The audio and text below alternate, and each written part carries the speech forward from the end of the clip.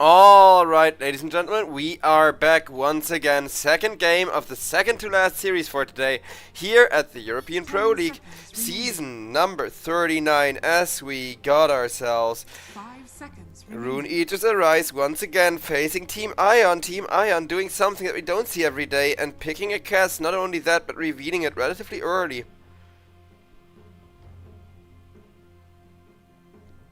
To make sure that they have that in-your-face fighting power.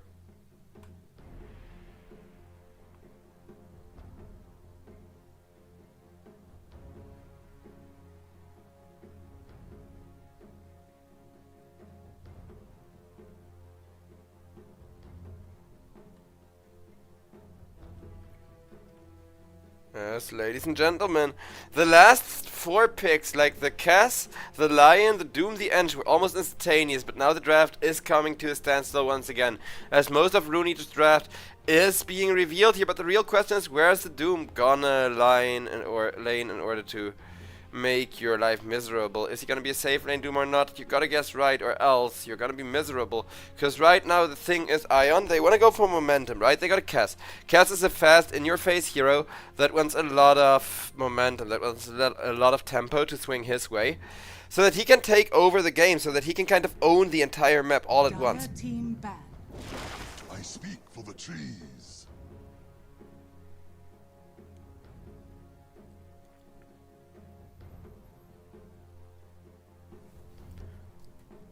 Radiant team ban. As the nature's prophet.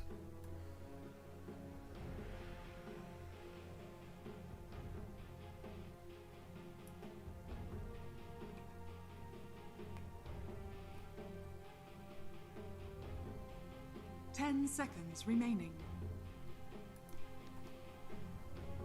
5 seconds. I like the Terrorblade ban though. Terrorblade, despite not being super meta, against the Cass he still has a really good matchup. So as that bird, you do not want to get overwhelmed by a Terrorblade.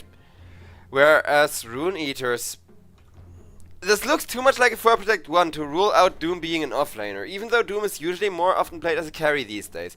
And he would not be bad as a carry, because again, it's a momentum-based draft that they're going for here. And Ion is really hoping that they can make up for the skill difference by just completely overwhelming the side of Rune Eater's Arise.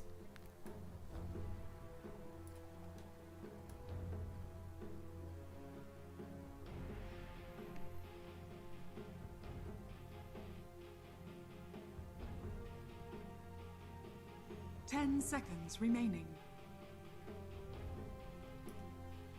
5 seconds remaining. Radiant team As ban. that's going to be the Underlord banned out and taken away as well. I like Underlord, he's actually pretty decent this patch. I don't play him much myself, but I see him go hard in the hands of capable players way too often for him not to be just way too overpowered. 5 seconds remaining.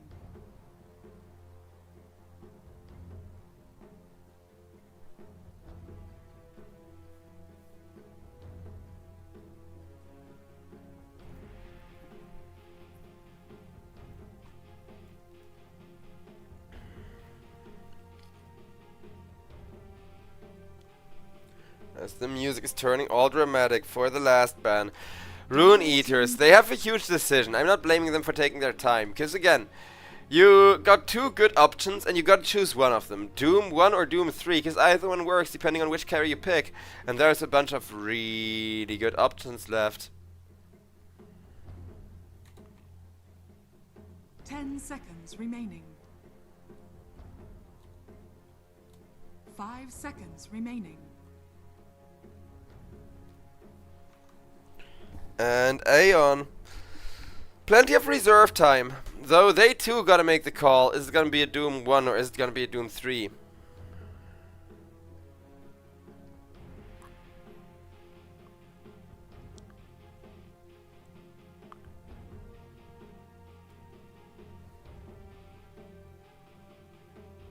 Radiant team pick. As it's going to be Ion going for that Centaur.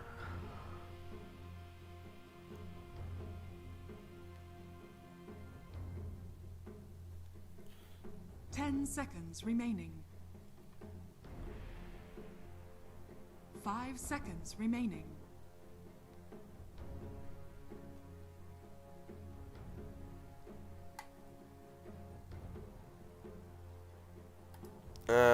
Three, arise, come on. Rune Eaters, show off. They are the former Cheeky Bamboni, so if you've bet on them, it's still the same team. Just under new sponsorship, basically. Because the Rune Eaters org has taken them over and has said, you know what, we need a tier 2 team. You guys are on the brink of becoming a tier 2 team. Come under our org and ascend to tier 2.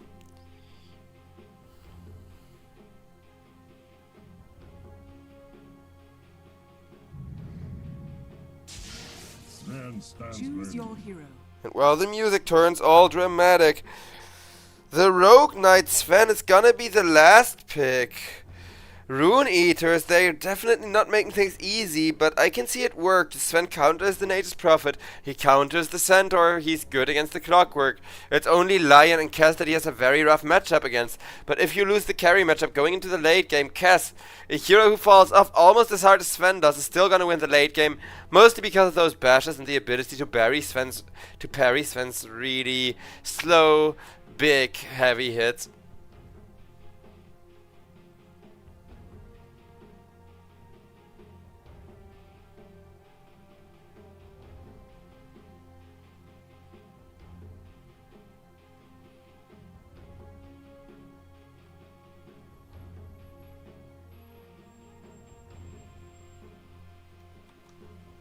Yes, ladies and gentlemen, we are about to load on in.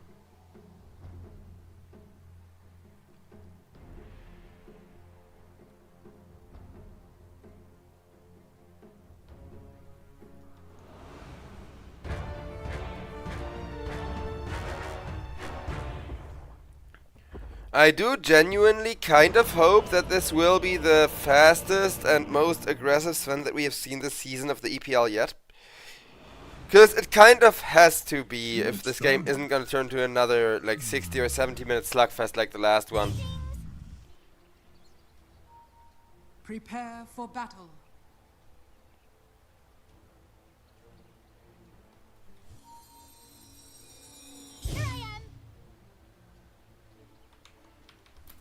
Whoops. Let me fix my camera if it's possible. Dota, please.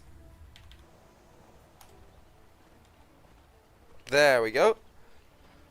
And there we go. Okay. Everything working as it should. See, now that was server lags. That's what some teams experience when they press F9 the moment that the game starts.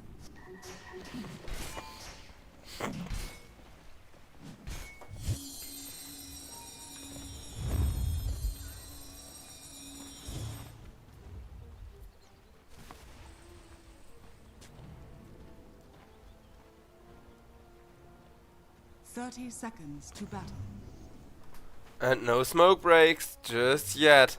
Atomic all the way across the map trying to set up something. It's gonna be the first to break the smoke, Ani-san. Scouts out at the Clockwork though, and Clockwork usually not the first person to try for a first blood, so I think they have a good idea of the positioning, especially because there's a greedy ass top rotation happening to try and get this rune. The battle begins. 2 for 2 runes. As Ratsu almost goes down on the Nature's Prophet. But Yowai is gonna be my focus, because Yowai, he is a good player, but he is sometimes inconsistent. Like most of the games we watch him, he literally more or less solo carries the entire team on his shoulders. But then some games he's just gonna fall off and he's just gonna end up losing really freaking hard.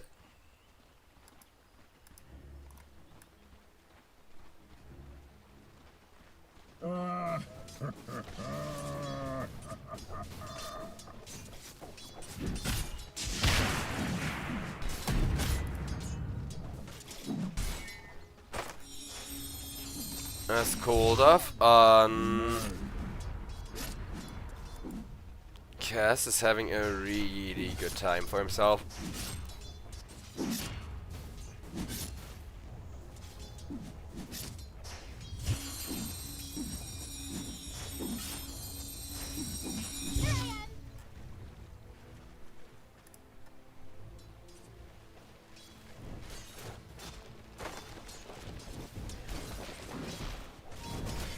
fast enough.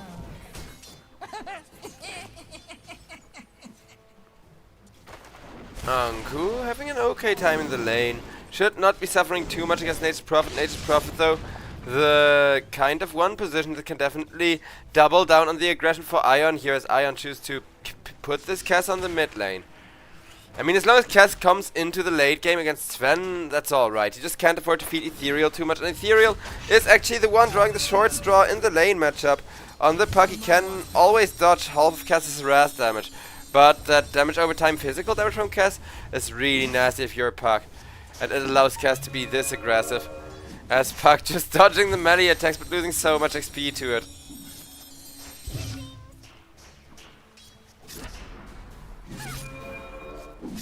Greetings! Ha!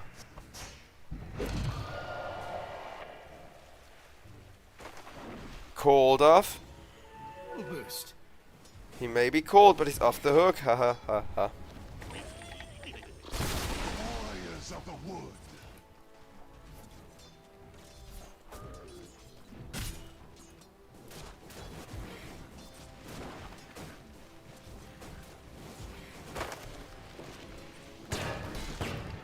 Atomic, however, immediately starts running down Waveform. Waveform trying to hold his own on the Rubik will be fine for now, however.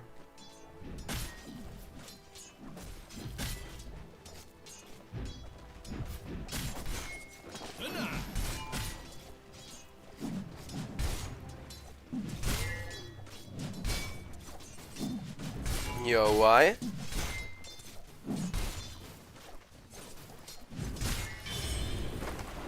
Having himself an okay time on the Sven. Also, I'm being yelled at by a cat for no reason.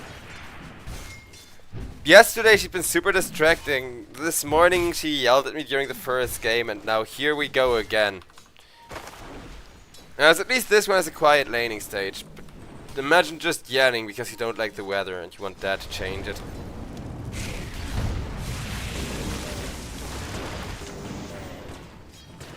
As Atomic runs after the Rubik.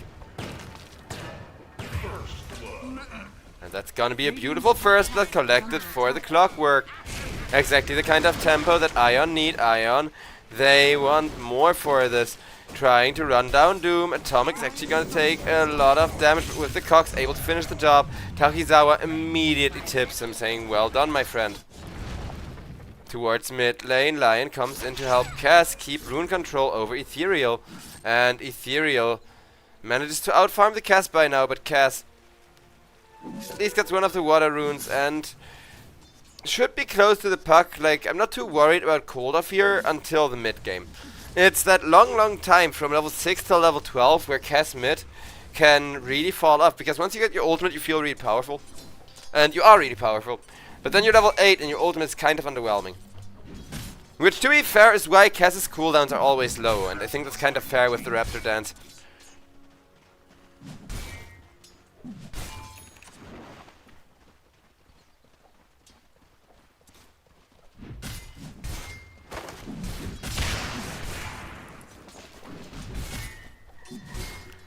Takizawa.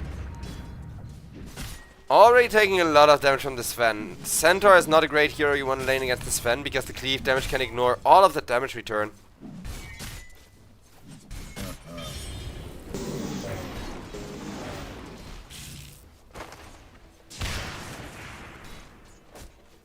Centaur Warrunner tries to go for the Sven, but Sven entirely fine. The sprites are with us.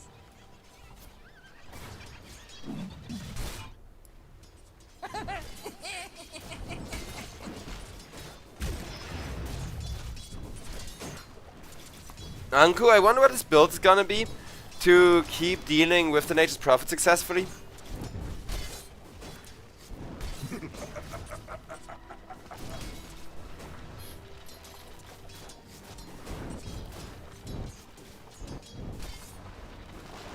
Dire's courier has been killed.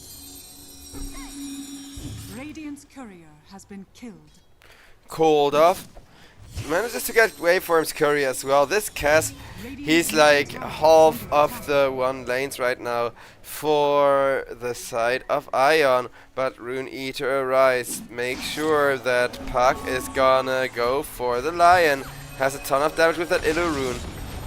And Lion, just the fake Pucks alone are dealing him so much damage already. He is gonna kite Puck around for as long as he can. While in bottom lane, Yowai gets tower dived on, and this is massive. Ion, they get exactly the kind of aggressive start that they want. The first return kill will happen, which will be Puck finally returning the Wrath onto that Lion. As Lion also got some help. With Retsu committing and coming in on the Nature's Prophet, not something we see every day.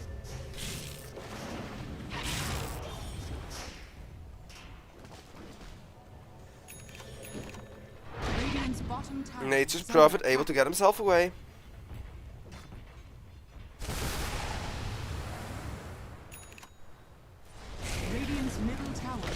Doom wants to immediately punish Nature's the moment that he comes back into the top lane though.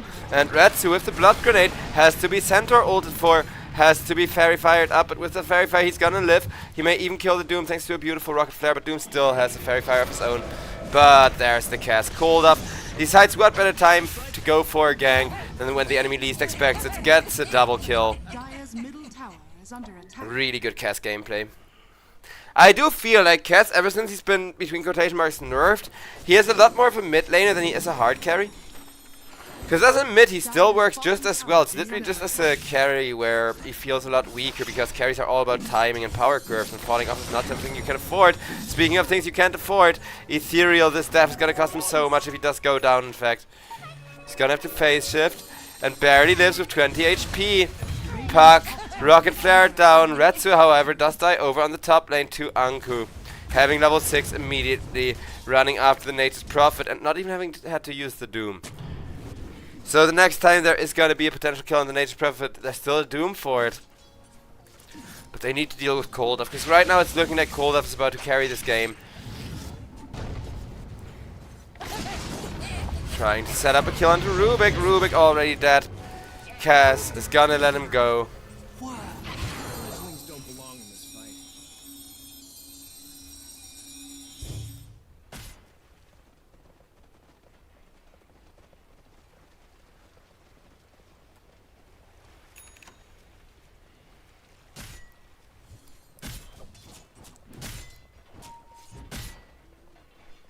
And things are kind of slow, but Atomic makes sure to at least buy some time for the tier 1 tower, while Anisan trying to keep Centaur busy. Centaur though already got that Helm of the Dominate, and Helm of the Dominate is going to make it way harder for Anisan to escape this.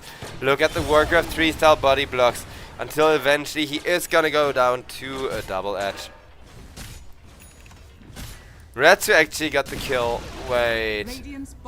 He kills Solette with his ultimate, just to accelerate his timing. Fair enough, I guess.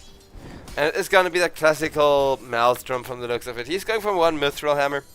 Then it's a 90% chance of a Maelstrom, a 10% chance that if they're super far ahead, he's gonna say screw Maelstrom and go straight into the Desolator probably.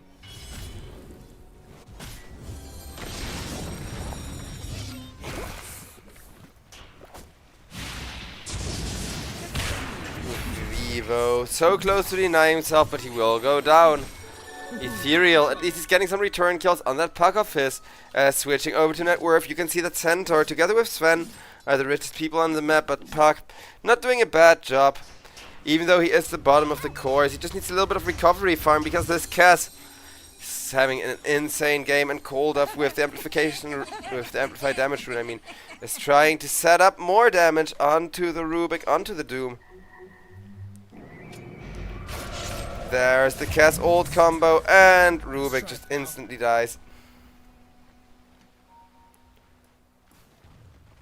Having a good time waveform? I don't think so, he says, as he just kind of echo slashes him down.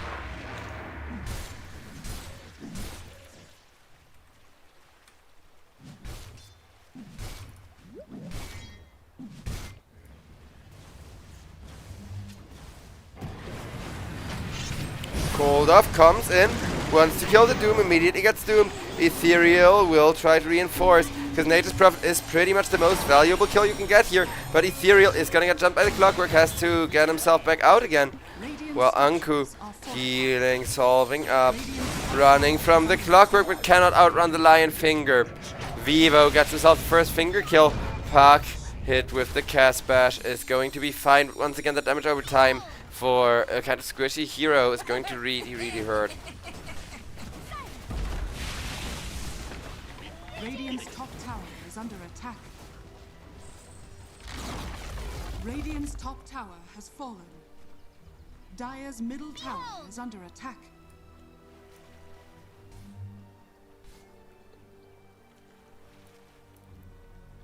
Here I am.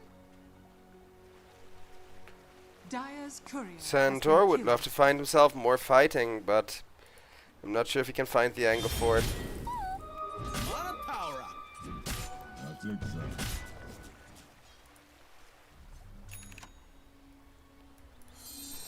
The tides are turned, because last game, the entire game, Rune Eaters were in control of the map, but right now they have very few safe spots to farm, are trying to exploit them to their fullest, and most importantly, do not die. Under any circumstance, do not get caught off guard, and let yourself be bursted.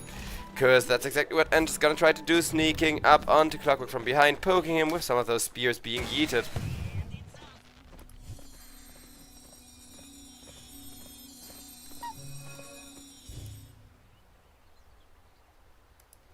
The seeds of fortune.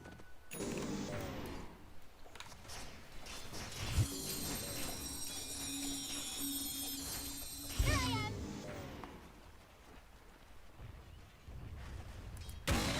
Blair's here.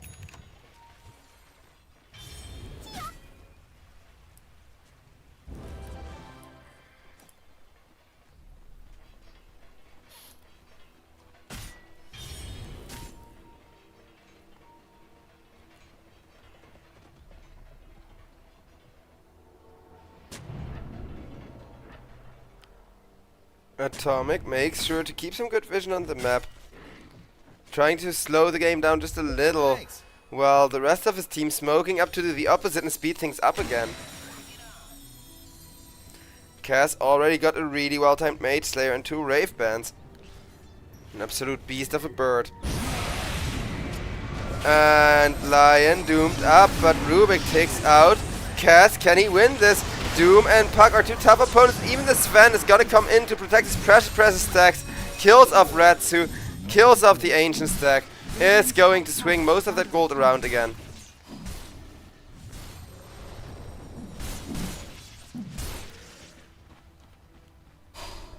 Yo, just following the usual farming or build order, but he almost has his Blink Dagger thanks to join just one team fight. And now this is an actual game where anything can happen, because look at that, the win rate just crossed the 50% mark.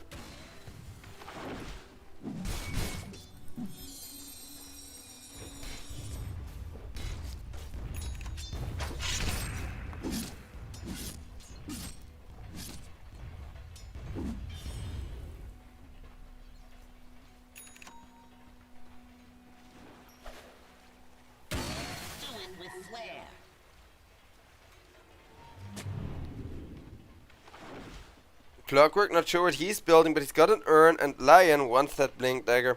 Already got one finger kill at least. Is under attack. Gotta use that new finger wisely with the way that the stacks work now.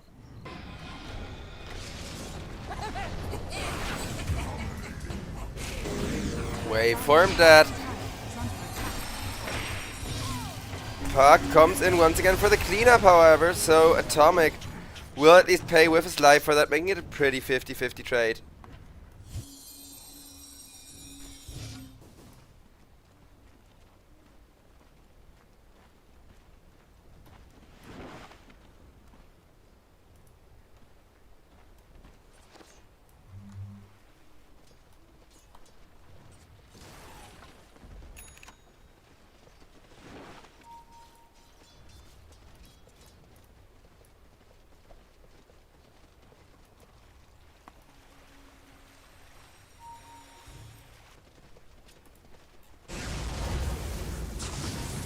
Initiation may happen with the smoke, but it's the Sven that initiates, while Lion was just kind of being the lookout.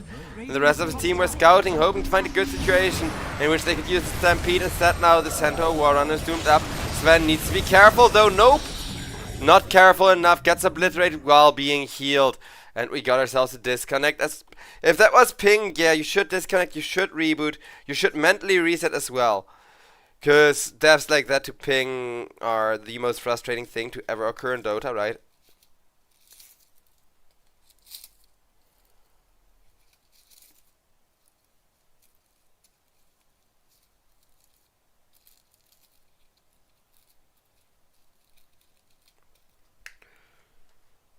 But for now, we are gonna be staring at a pause screen for a little while longer.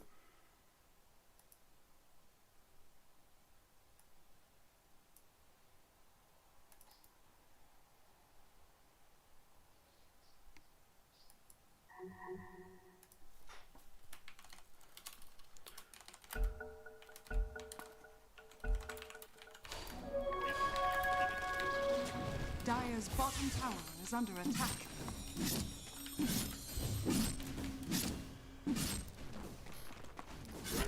Unpause is there. Dire's middle tower is under attack.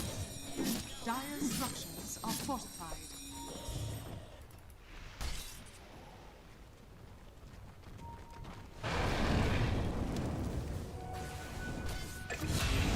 Anku continues farming up over on mid lane. Ethereal drops a one-man dream call just to kill Vavo on the Lion.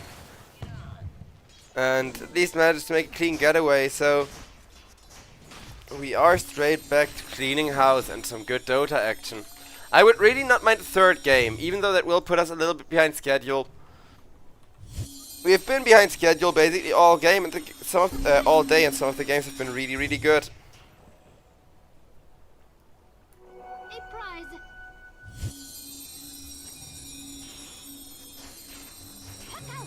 Dire are scanning.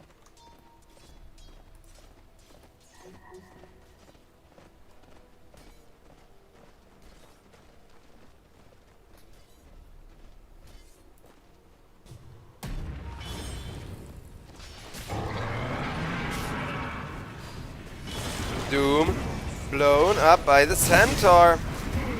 And without the Doom ultimate and very little to defend themselves, Enchantress dies just as quickly. Not stupid enough to fight me. Called off mega kill streak, and more importantly, he's going for that Desolator. There it goes. Because he is playing a mid through and through. Really just playing around the tempo and the big kills. Radiant's top tower is under attack. Ethereal gets caught. Hook shot out from the Clockwork. Ratsu kills off Ethereal as well. Radiant's middle tower is under attack. Mid tower also gets destroyed, with Cass just kind of slicing away at it. Radiant's top tower is And under attack. Ion, I think that puts the winning rate ever so slightly in their favor again, as this game is a complete back and forth just depending on how the carries are going and what the carries are up to.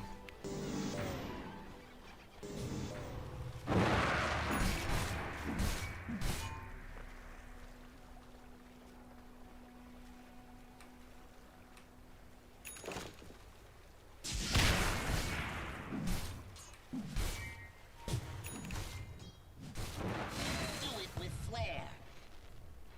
Dire's middle tower is under attack.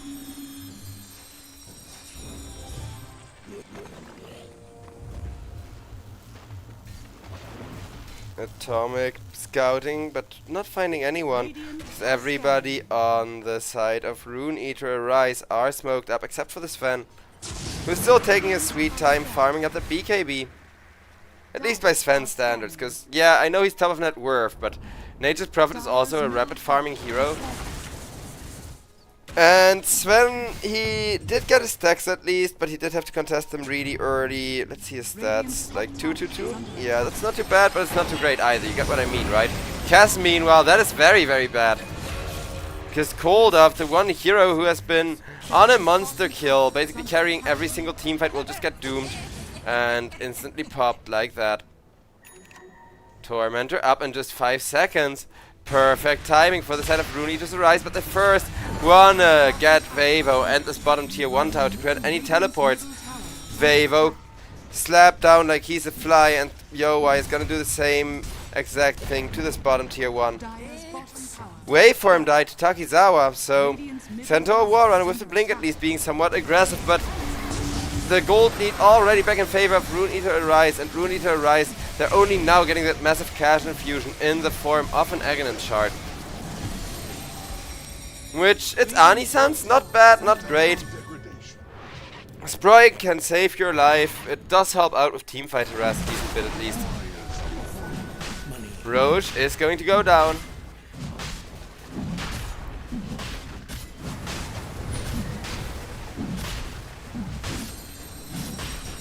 But it's 10 seconds now, so Sproing is pretty fun to spam actually. Sproing is as Sproing does.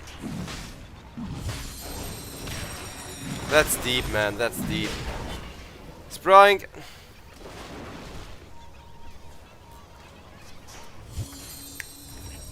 Yay, I'm a predator. However, you wanna know who else is a predator? Cass, this predatory bird, is gonna smoke up, got himself a Desolate, and Desolate means he can kill Sven super quickly, but Sven has a BKB, so Lion hexes him for naught. Gets killed off by Sven with the God Strength. Sven a little bit late on the battle cry, and accidentally walks into a cock, settling his life. Nature's Prophet should still be dying, but Ethereal now also going in very deep. This fight is costing them a lot of resources. Anyone coming after the Clockworkers? That was an Essence Distiller, so they did see the vision there. Kinda sad that Essence Distiller doesn't have a description yet, but Cass, Puck actually wants to come after him with the Rubik there to chase. A little bit more damage, and Coldup is gonna die, but he parries the Impede as he goes Invis. Waveform and Ethereal die for Coldup. Is this gonna be a repeat of the previous game where Aeon got way too cocky and got punished extremely hard for it? Because right now, I would call that an extremely hard punishment, wouldn't you, chat?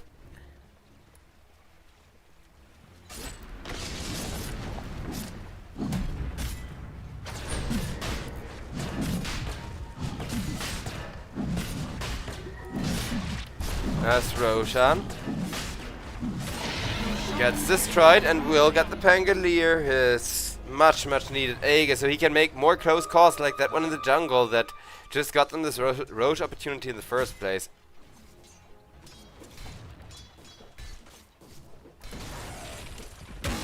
Rock it on.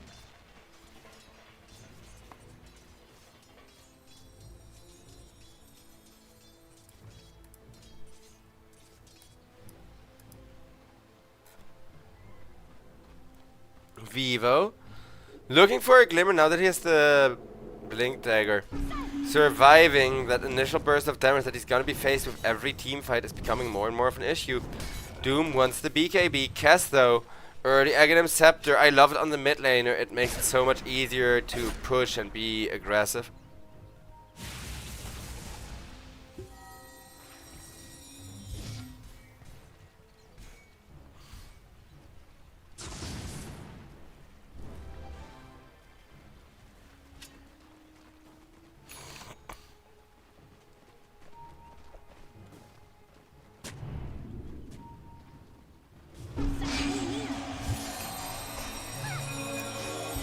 As Lion killed off by Ethereal.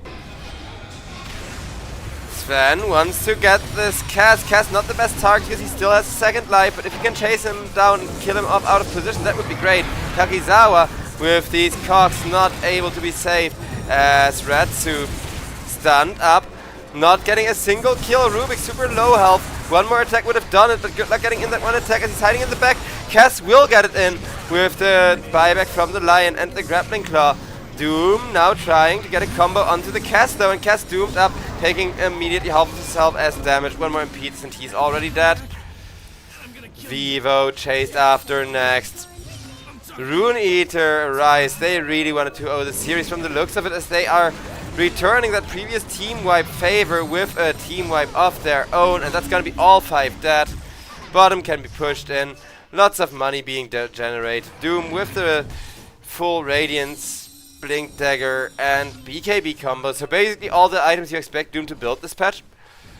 Anku can now opt for the actually scary stuff like an Aghanim Scepter, like a Refresher, like whatever else he feels this game needs. Because it's bread and butter items he got. I wouldn't mind an Assault Cuirass either, because Cass hits like an absolute truck still. He dies squishy, yeah, it's a little bird. You can just pick up that little bird, say bark, bark, snap its neck, and, you know, make some chicken soup. Oh, I kind of want like fried chicken or chicken soup or something like that. I'm half debating ordering food, but the food, 99% of the time, it's gonna screw me over.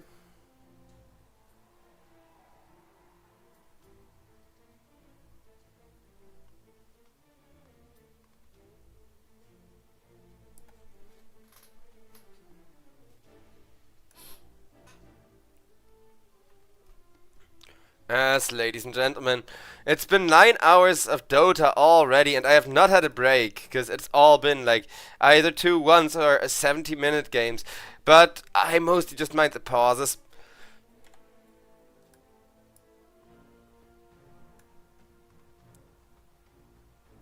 While I'm debating whether to get food or not to get food. It's just not fair. It's just not fair. Poor, poor Ange.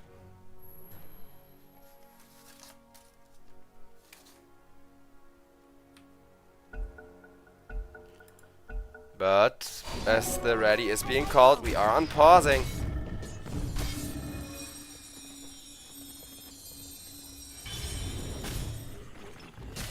A prize.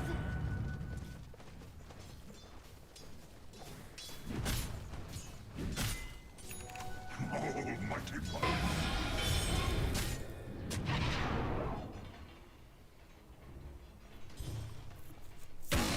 Homing in. Homing in as the missile. Not really finding much. Dire's top tower is under attack.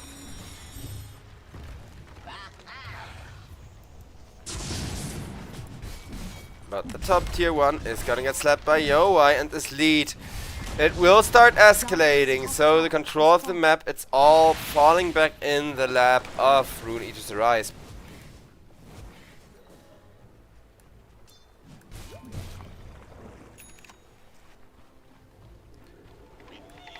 Sven is gonna get himself a Daedalus. Radiant are scanning.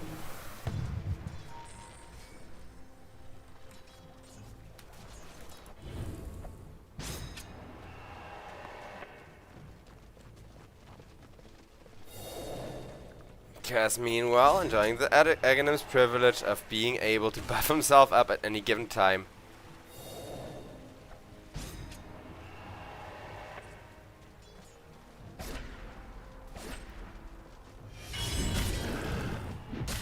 So how much katana damage is it? So 12% only to the agility based damage, right? Which isn't a whole lot. But it does stack with the 50% damage over time as Clockwork ticks out over on mid lane. Doom with the Radiant still looking for more, wants to go on top of Lion. Anku runs Vivo down, and Vivo with one more right click goes down. Coldov goes down to waveform. Yowai, he has ultimate and BKB. He doesn't care if there's still people to chase after. He just wants to hit the tower because this tier 2.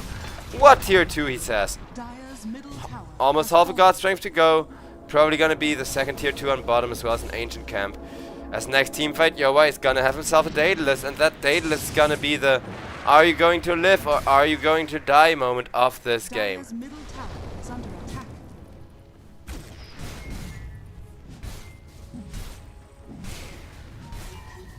Dire's bottom tower is under attack. Dire's structures are fortified.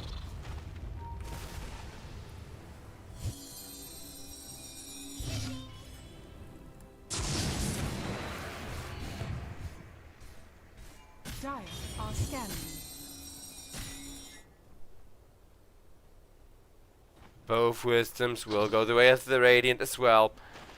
Ladies and gentlemen, we may have ourselves a 2-0, and with that, the last series of the day is gonna start almost on time.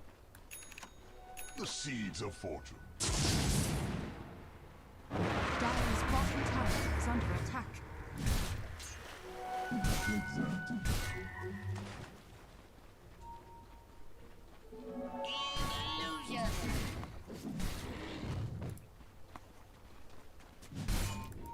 Radiant are scanning. Cass. Boom, there it goes. Got a smoke broken, and now he's paranoid, but the team fight is gonna happen in the triangle. Atomic's gonna get engaged on. It's just the support clockwork, but the support clockwork immediately being taken out like that's still not fun.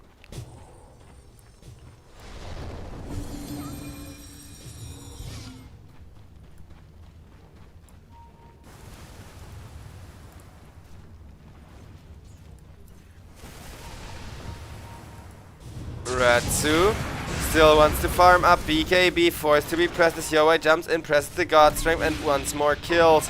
They will get Favo.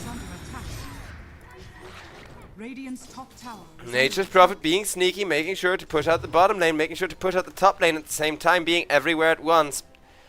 Just pure freaking rat cancer.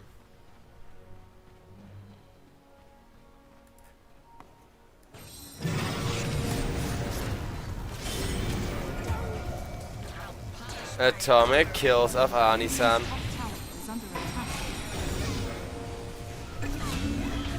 And Ethereal will blow up Atomic.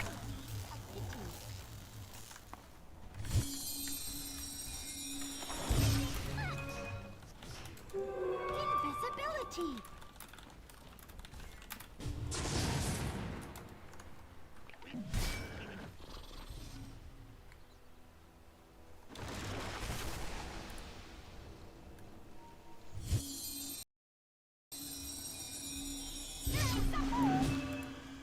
Here I am, woohoo, and Puck is out. Over on bottom lane though, guess who isn't out? Cold Off goes down, and he does the little like, what's it called, Harakiri emoji, which goes really hard if you ask me.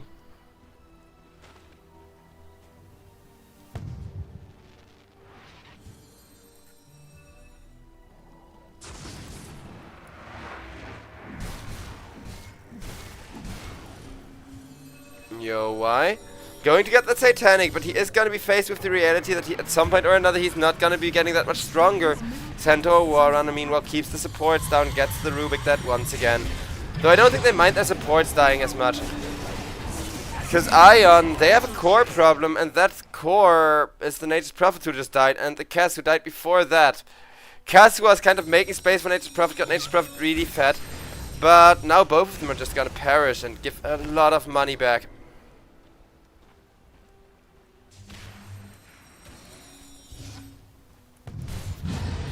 Roshan screams and roars, wanting to defend itself. Radiant are scanning. Roshan has fallen to the Radiant.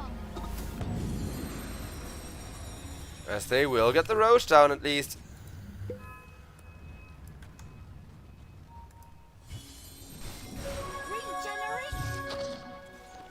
Regeneration.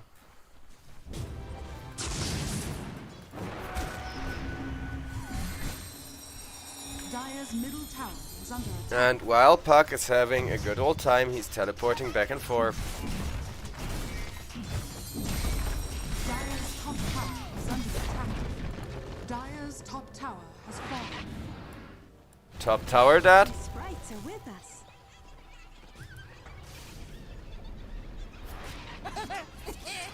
Dire's top tower is under attack. 14k gold lead. Some of that is being printed with the Devour from the Doom, mind you, but with an Aegis for another 4 minutes, that's still going to be too much of an advantage, too much of a gold lead here to have any kind of control about the next stage of the game.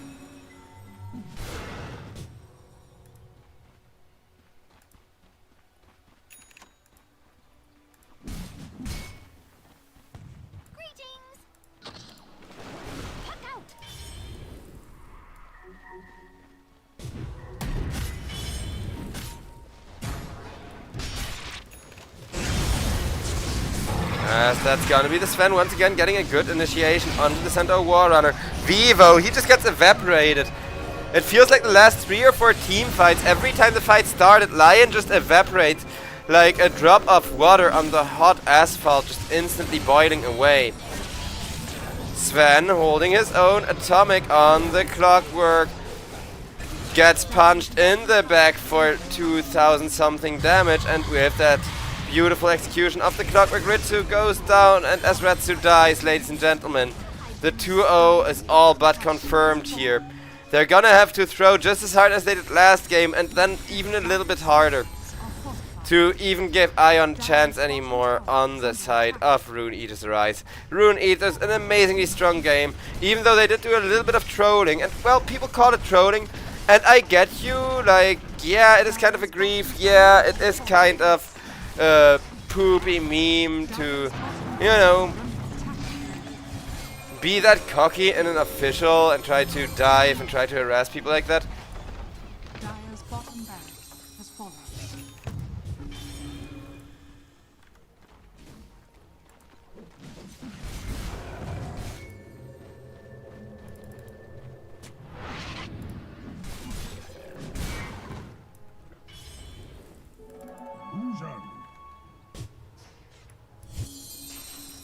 Radiant are scanning. Silence. I'm up.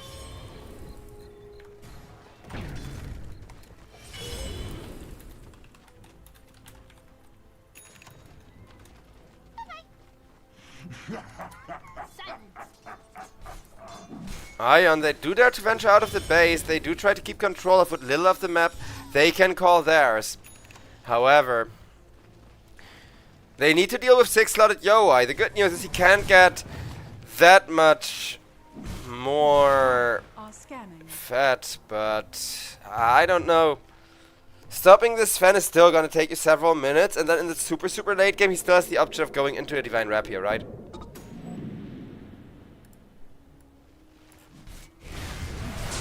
Top Tormentor is going to get annihilated there.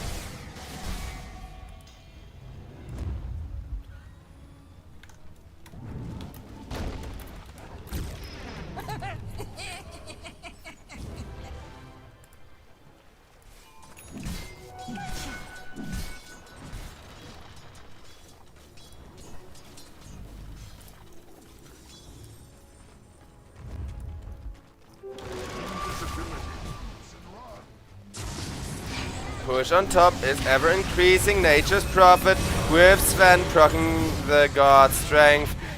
2 hits and he dies. 2 hits and Vivo dies. Rubik dies as well.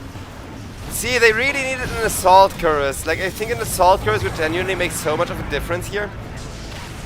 Because now we're gonna see Atomic run for his life, but Puck catches himself another 2 for free. Cass and the Centaur Warrunner get jumped, have to escape for their lives. Nice jump away from the Cass, but Puck still in hot pursuit. Gets on top of Takizawa, gets away from Takizawa.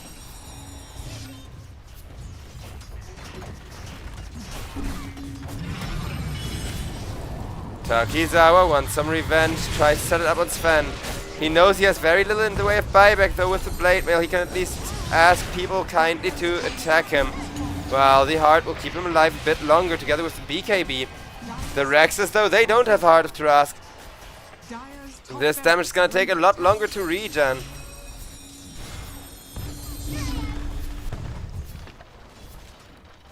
And Yoa, he's not hitting the Rex, he's waiting for somebody to come defend. They have catapults right now, he does not need to hit the Rex.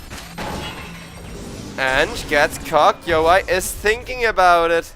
5 seconds on the God Strength though, so he's like, nah, 5 seconds on the God Strength, I can do this. And in comes the jump. Instant kill away from Cold Off. Kills of Anissa and Ethereal. Triple kill for him. Sven, you should have jumped at the moment that they see Yoai jump out to go for this double damage rune. Which, keep in mind, the Dire did have this ward here. So they saw Sven. They see him right now. At least they know where he was just a second ago. Cass, though, has lost vision of him. Yoai camping around, wishes that they still had better ward control of the mid lane. Ion, I mean, yeah, they're definitely gonna, or almost definitely gonna get 2-0'd unless they can really drag out the game here. But I will say that they look good under a lot of stress.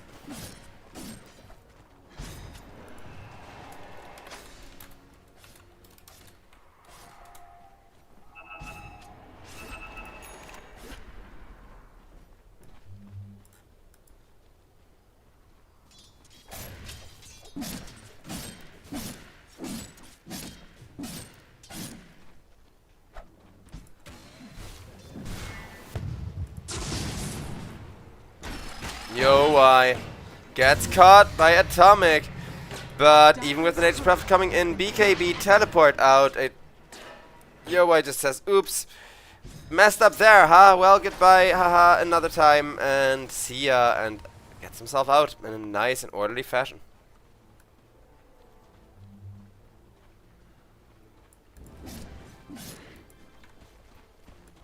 Radiant's middle tower is under attack.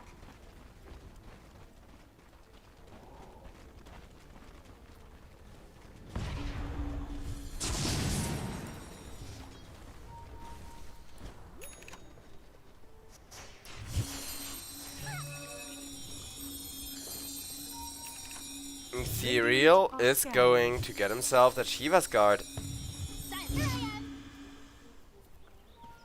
Dire are scanning. Money changes.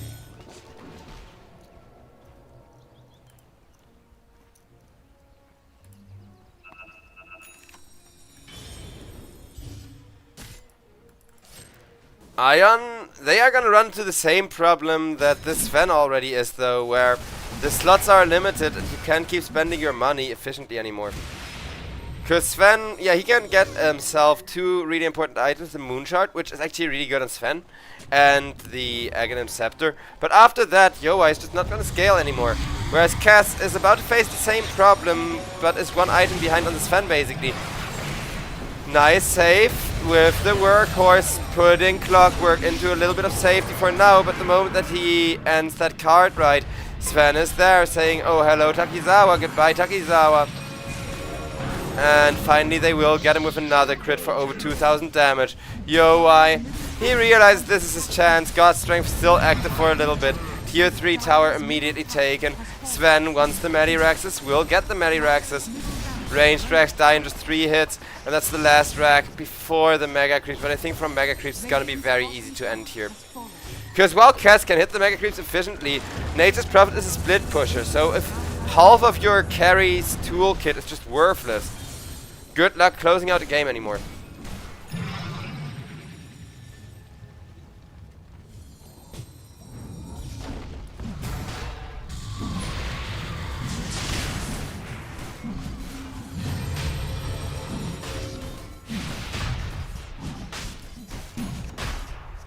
Roshan is going to get killed off and obliterated as well.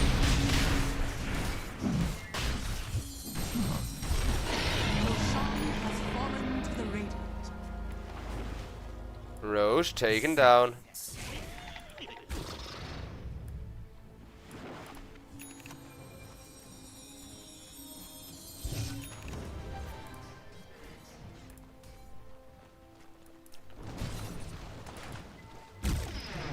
Doom.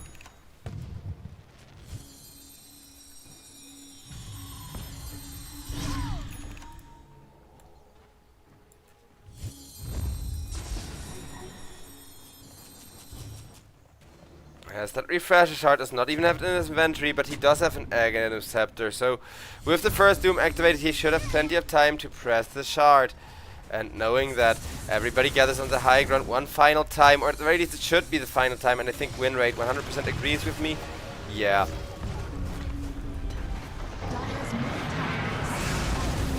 Out comes the Centaur Warrunner Ultimate Ratsu with 2 more swipes from Yoai. It's gonna go down. Cass does a little dance, but Atomic on the Clockwork already obliterated.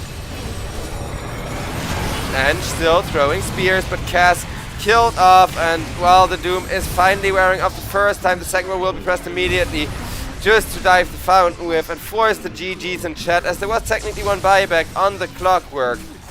But Yoai almost got himself a rampage, and I think that's demotivating enough to get anybody to kind of tap out, call that GG, and say, okay, we're gonna live to fight another day here instead.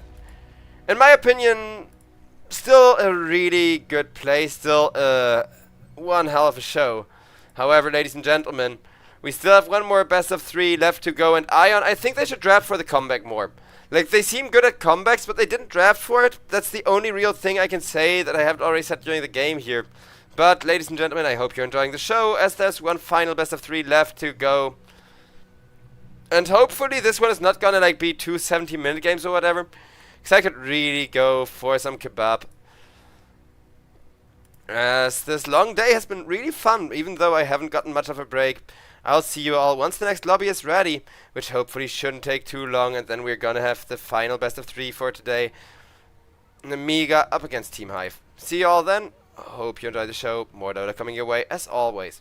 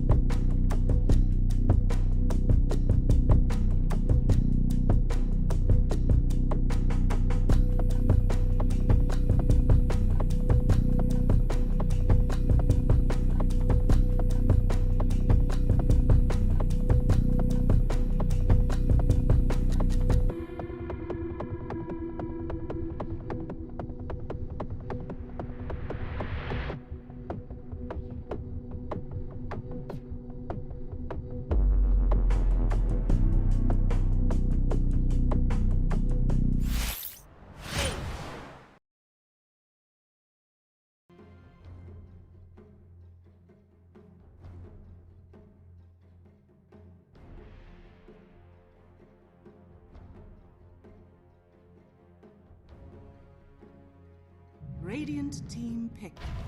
Templar Assassin.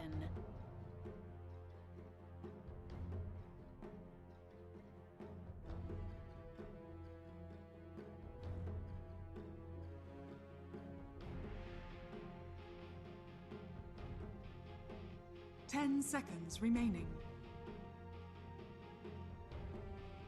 5 seconds remaining.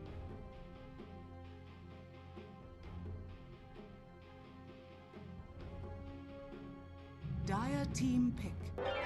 I'm sorry to keep you all waiting.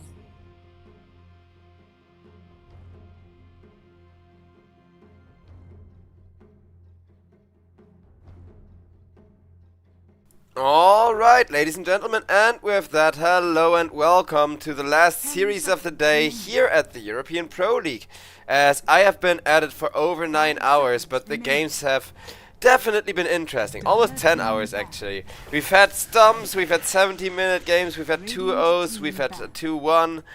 And now it's time for the final best of 3, where we are gonna see just how much HIVE against Nemiga is going to bring the two strengths of the teams to shine. Because HIVEs, they're good. I think I like them as a team a lot. But picking a Templar and instantly getting Vipered feels horrible, because that's a hard counter. You just got hard counter big time. Good luck with that.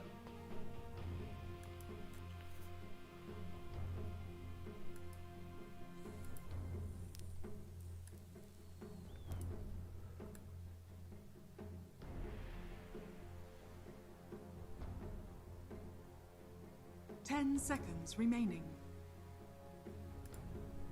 HIVE. 5 seconds remaining. I do love the Nature's Prophet being banned out, because Cass is a respect ban, Nature's Lone Druid is broken this patch and a respect ban. Same with the Drow Ranger, right? You take away the broken heroes that the enemy team really wants to play, because these two teams, they have played each other in like 3 or 4 consecutive EPL seasons now. Dire team pick. Dire team pick.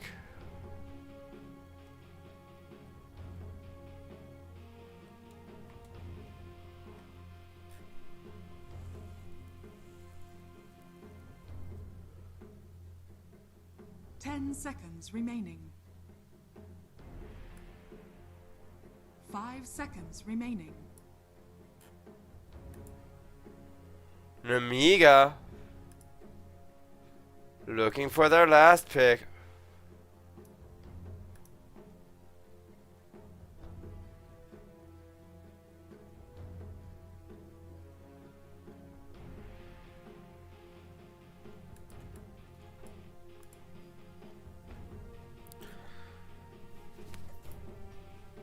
Nemiga, meanwhile, they could use either tank or a disabler, so I really like the Doom and the Axe for varying reasons.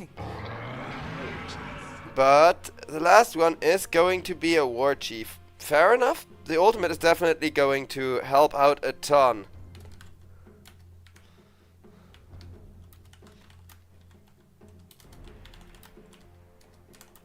Ten seconds remaining.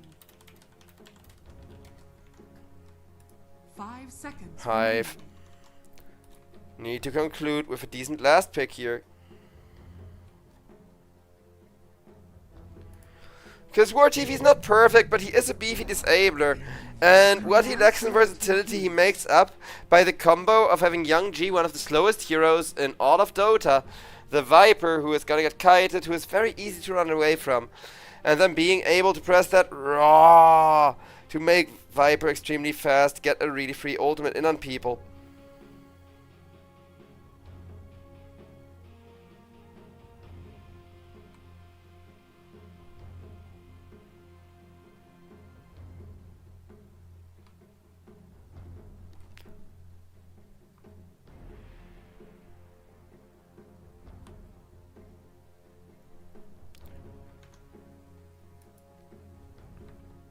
And with that, we are preparing for the game, as I hope this last series is going to be another really exciting, high-paced third game, giving best of 3 back and forth action kind of game.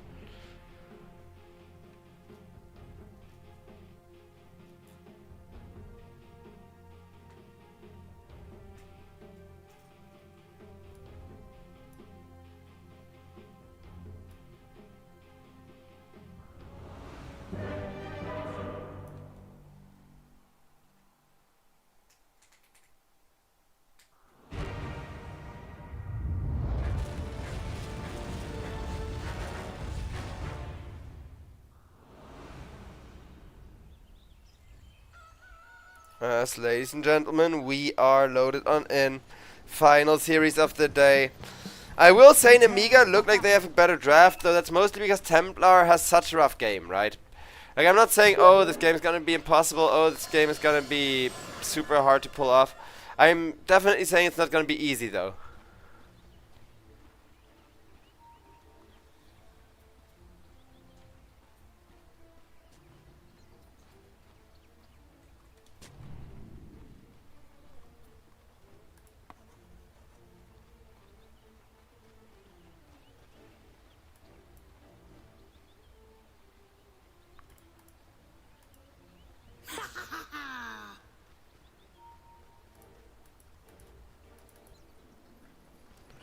I love this 5-man setup from Nemiga. They know they have insane levels of first blood potential, so they're just gonna sit on bottom lane, hope somebody gets lost in the woods, and then lost in the woods, Arwi is going to absolutely obliterate them.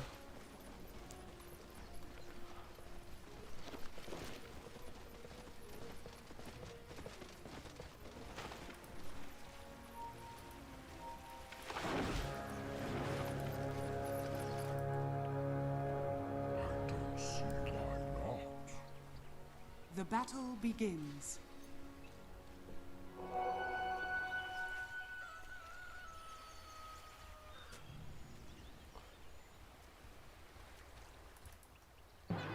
Two for 2 runes.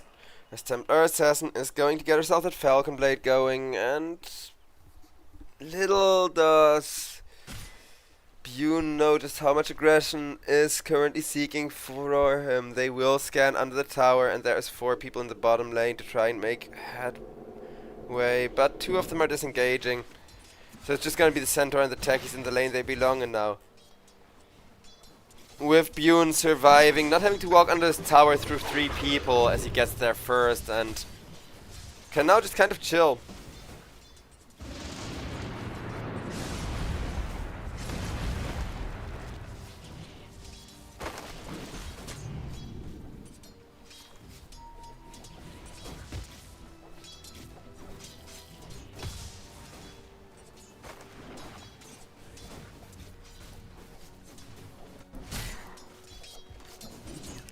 Bottom lane is going to be a lot less chill.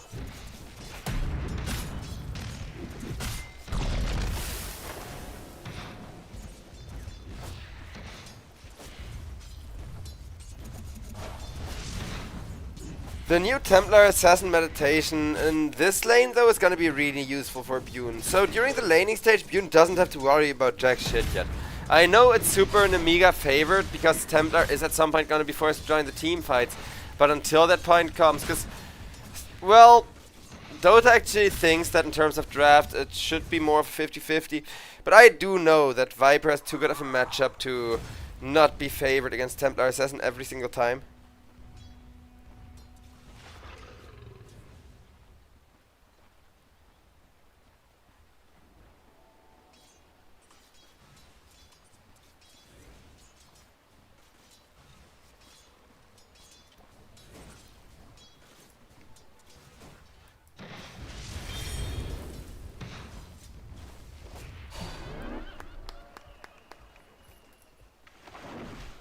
No first blood. Shadow Fiend. At level 3 he's gonna have massive first blood potential and would really like to accelerate his lane. Because again, we are currently playing mostly for the tempo, though the tempo is going to favor Nemiga regardless, because at least on the mid lane, Casta is gonna suffer a lot to Viper. Until there's gonna be a gank rotation over or something. Invo will immediately deny his Forge Spirit, so he really just presses that to annoy Viper out of some mana. Casta, though, is ticking for quite a bit of magical damage. And no matter whether he harasses Viper, whether he tries to focus on last hits, Casta is guaranteed not to enjoy this lane. At least not until Wex comes out, because with Wex, Viper, he is very toxic, pun intended, but he does have the weakness of, oh, oops, all of my mana got burned, and that's completely going to mess him up.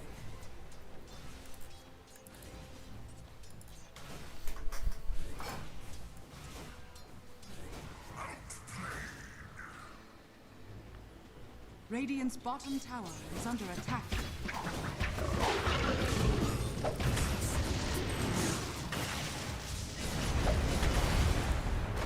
That's gonna be Hotoke getting the first blood first before Disruptor can get that one last right click in. The first blood is actually going to end up favoring HIVE by quite a lot here. Man, I'm still so sad that the HIVE logo is broken because they do have one of the cooler HIVE logos.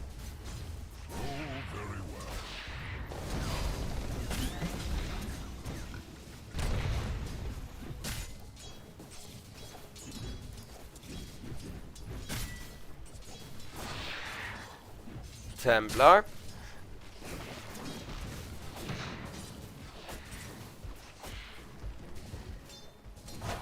Wants the all-important Falcon Blade.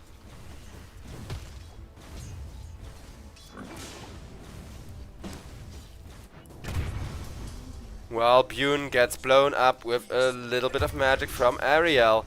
Kaboom! Casta on the Invoker, killed off by Young G meanwhile.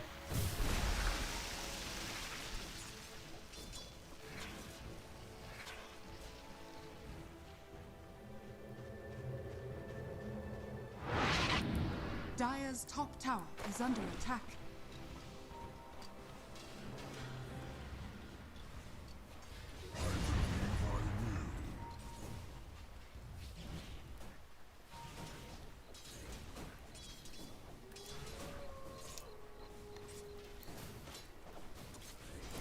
Self-hate, thanks to that first death, is gonna fall behind on the Falcon Blade timing just a tiny bit on Dire's middle comparison to tower the is under Templar and attack. switching over to Net Worth.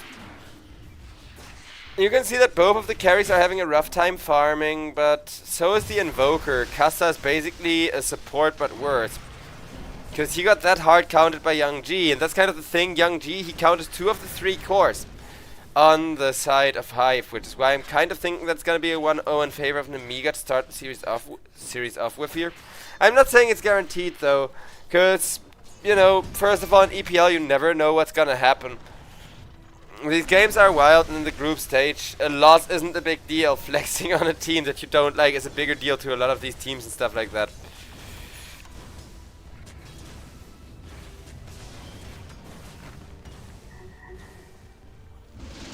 But Casta, oh no, he's already not farming, 2 levels behind on the Viper.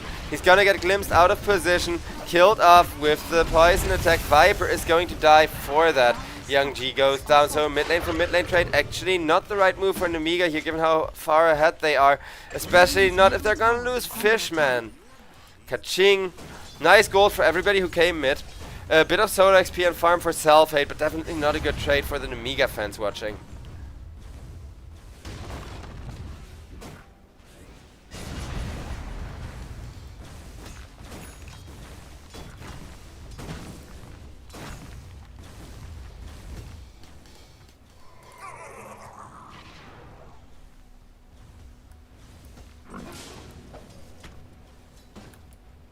Dire are scanning. Hotoke.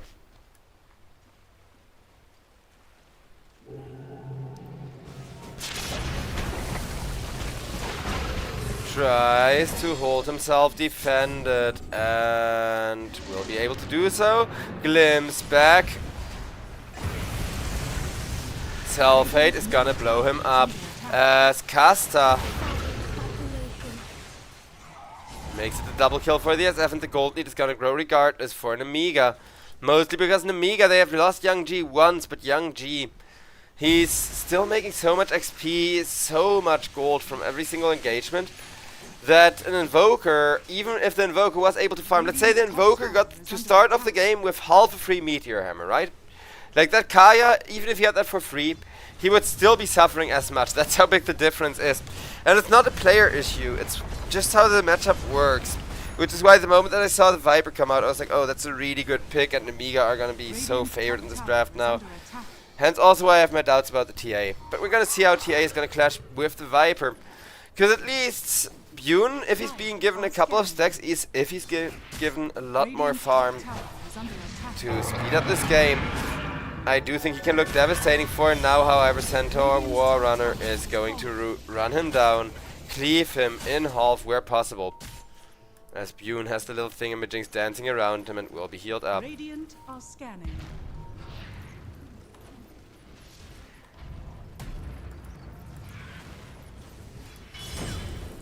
Yun caught with the blast off, and that Templar Assassin, nothing you can do.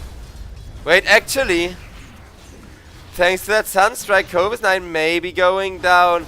There is a Centaur creep trying to hunt for the Centaur, and eventually Centaur is gonna die to Clovis Knight's Helm of the Dominator. Clovis Knight can now focus on the real hero, who should also be fine with a stun and a double edge available. Just needs to avoid that. Oh, that could be fatal. Another one of those will be. And that one even will be 1 health more and he would have lived, but nope. RNG does not want Clovis Knight to live. Clovis Knight is going to die. Radiant's middle tower is under attack.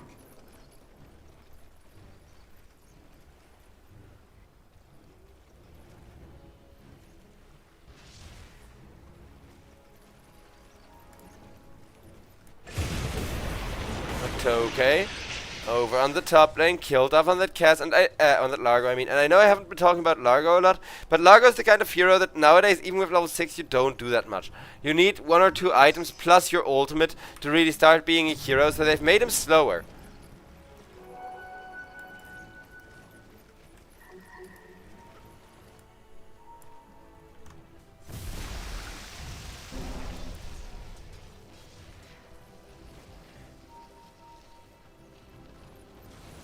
Radiant's bottom tower is under attack. Viper, nice ultimate on the Invoker, but even with the techies there, it looks like they may not have the damage this time around. Kuropatic though, definitely gonna take out, and Centaur Warrunner uses an ultimate to guarantee a kill onto Casta. Casta, still the support of the Radiant, I guess. Templar Assassin is mad, wants some revenge for her mid laner, as there's few things better than a mid laner and a carry who can play together. And that will at least make for a decent cleanup. But a decent cleanup is not enough, because guess who's on top of the net worth? It's Self-Hate, who may be hating himself, but I don't think he's hating this game right now. This is actually going like a very clean round of Dota.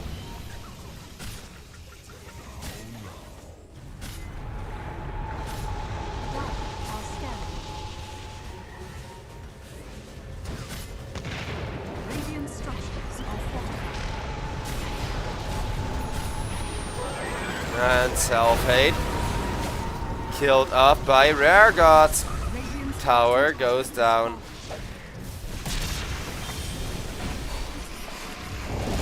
Kuropatic overgrows the Centaur. Centaur may be the tank, but if you have all 5 people on one team focusing him, then even a tank is gonna die. So with that huge SF kill, the other incredibly strong person this game is gonna die, and the win rate with that should even out to not quite 50-50, but close to it. As we check in on Templar. Templar, what's on the courier? First Mithril Hammer, thought so. Dire's middle tower is under attack. While Invoker may not be having a game still, Templar Assassin is racing head to head.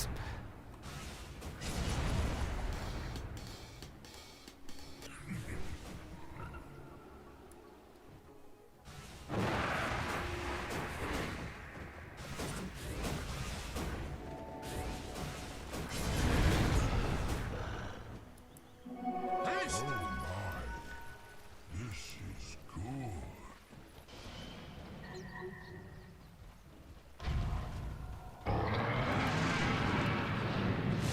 As the nice Centaur ultimate will make for a catch on the Templar. Do they have a glimpse back or something of the sort? No, they do not. But Techie's with the jump is barely going to be able to keep her locked down long enough. I'm glad I'm definitely getting the high pace, high action gameplay I was looking for. We are almost at 2 kills per minute of game time that has passed.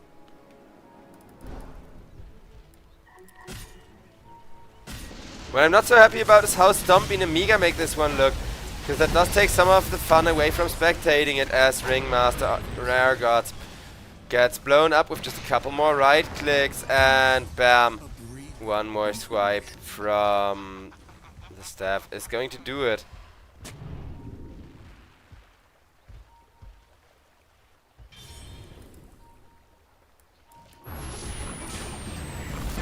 Self-Hate goes down to Hotoke.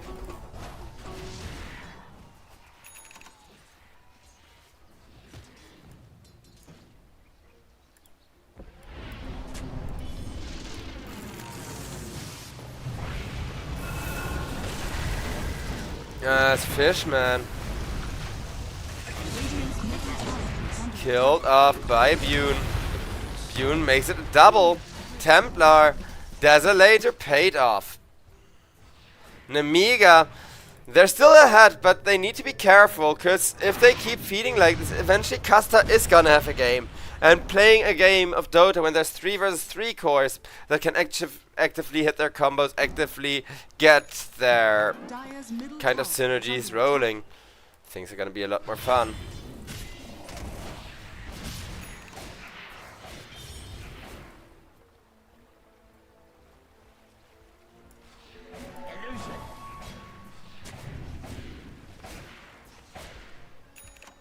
I'm still being yelled at for making it the wrong weather by my little cat who decides, hey, everybody's farming, time to distract that. Meow, meow, meow. Girly cat. Come on, yell for the mic if you're already gonna be annoying. See, now she refuses to talk. Cats be like. Invoker, meanwhile, going to farm up the triangle while Shadow Fiend gets Nemiga even more of a gold infusion. The XP though is starting to slowly equal out, as the side of HIVE are able to do like little bees, swarm out and harvest XP all over the map.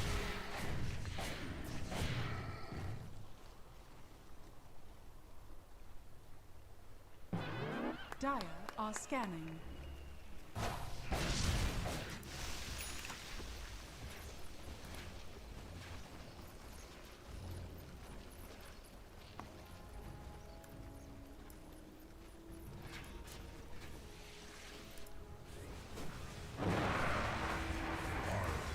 Shadow Fiend looking to go for his Manta style. A little more than 1,000 gold away from that. Radiant are scanning. Bune had an amazing Desolator timing though. It should translate to a pretty good Blink Dagger timing if nothing else. And with a pretty good Blink Dagger timing, Templar Assassin will actually be able to hopefully be a lot more aggressive, hopefully make some really big killing streaks happen and that sort of thing. But we're gonna see once Bune is a little bit more farmed.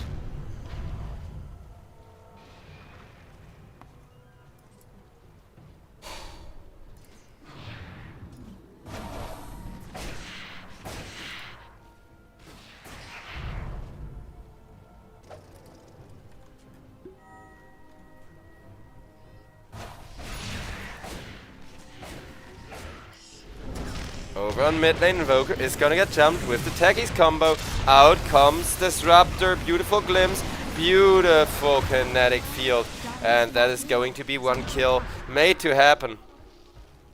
Co-caster, do you have any words?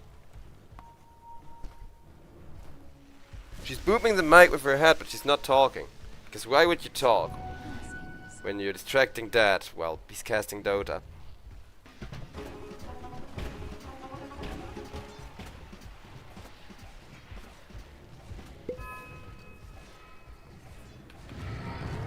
See, I'm being yelled at the whole time. Now I hold her up to the mic and my cat's silent.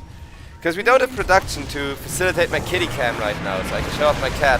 But Templar Assassin is going to get jumped on herself, and Templar saved for now with the escape act. Is gonna be enough? It might. Covis 9 doing his best to keep control of the situation. Already has the Heart of Trust, so he does have the resources to keep everybody back in terms of health at least.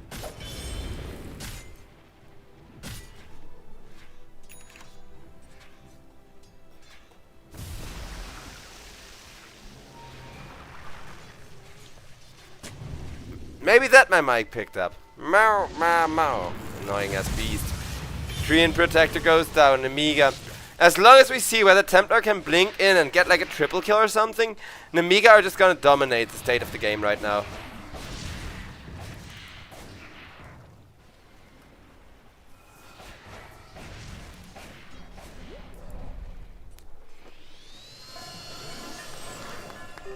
Invisibility!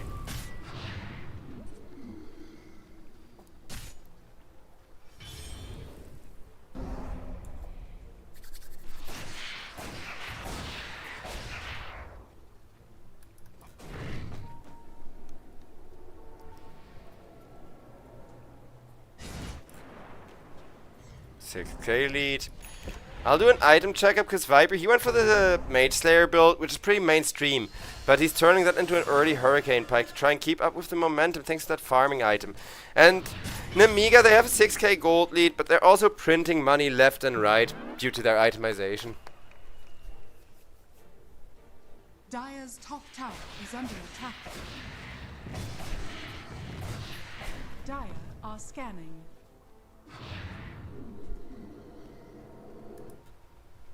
Templar needs to be careful where she farms at this point. But she does have Corruptage to kind of watch out Radiant are and scanning. have two people smoke behind her instead. Is under attack. Okay, okay, I can see where this is going, I guess.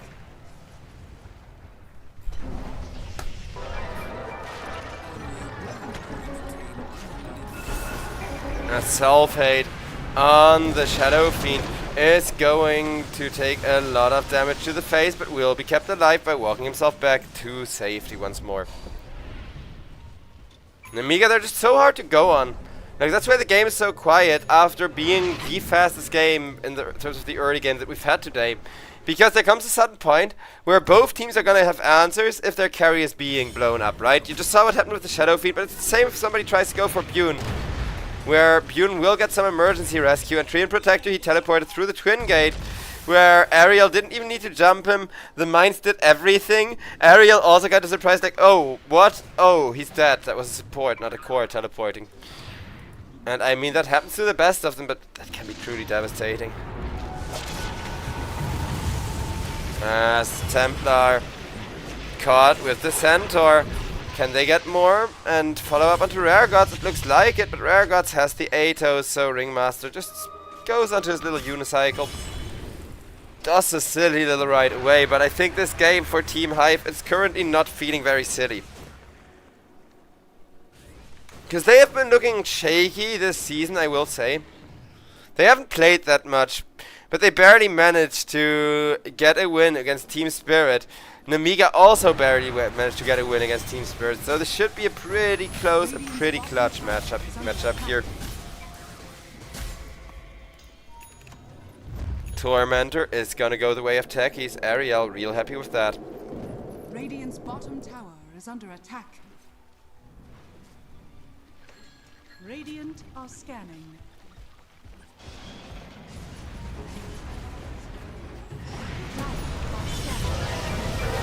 As that's going to be a nice Ringmaster ultimate onto like 3 heroes and zoning back another one.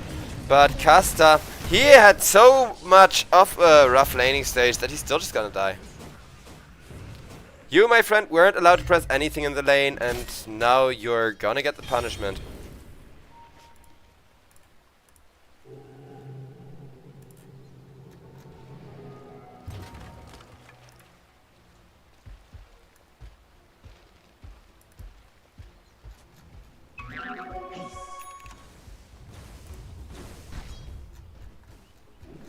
Dire's bottom tower is under attack.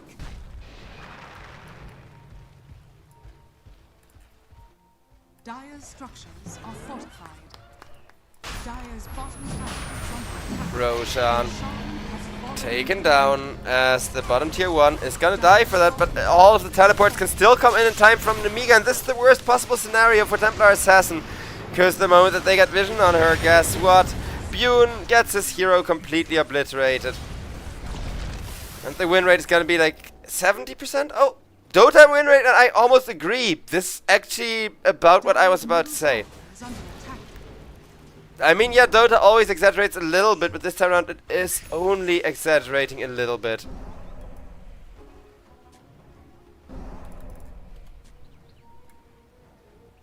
Radiant are scanning.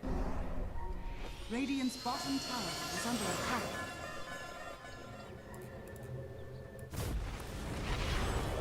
As F decides to go for the tower on bottom, he will be pinged to go on him, but guess what? As F has all the backup in the world and a Requiem, but the Requiem will be interrupted once, not twice though. So Treant Protector goes down. Only the techies have died for the side of Nemiga, but they are gonna lose Cobus. 9 has been doing so well for himself with the micro.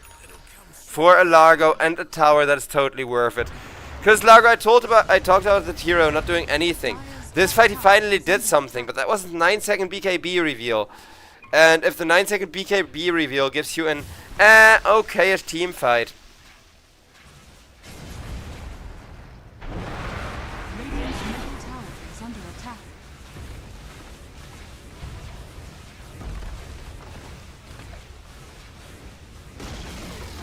Radiant's middle tower has fallen. Yes, yes, as that will be another tower taken down.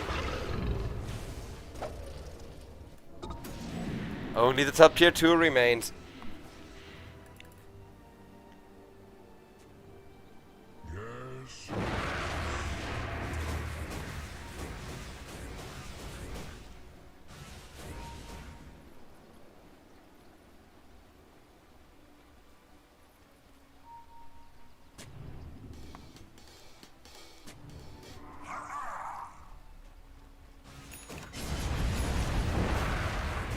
Radiant's top tower is under attack.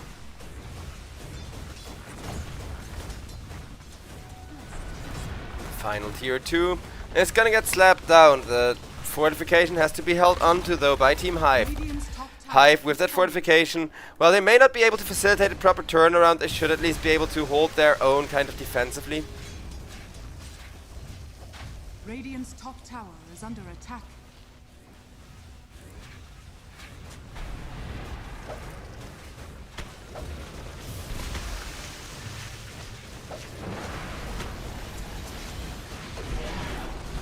Tier 3 tower. Wait for it. Oh no, Shadow Fiend actually gone on first. And we'll have to back off a little bit because there is still an Aegis, but with 2 minutes on it, dying would be a waste of that remaining time. Nice kill on the tower at least. Dire's middle tower is under attack. Treant Protector jumped, but jumps away just as quickly. Who says trees are slow? Give them a blink dagger and they randomly disappear and reappear somewhere.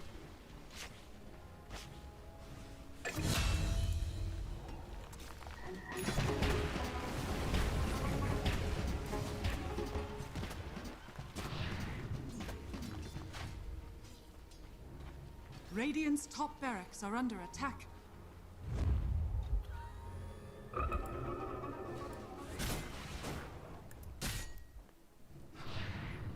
SF looking for a butterfly, but this could be the fight that HIVE are looking for again. They're out of this game until and unless they get Templar Assassin to jump in and get multiple kills. Radiant's top barracks are under They attack. will break the smoke for nothing though, and Nemiga are just calmly gonna back off to the jungle, saying, okay guys, Aegis used well enough, let's get Shadow Fiend his butterfly and then do a take number 2.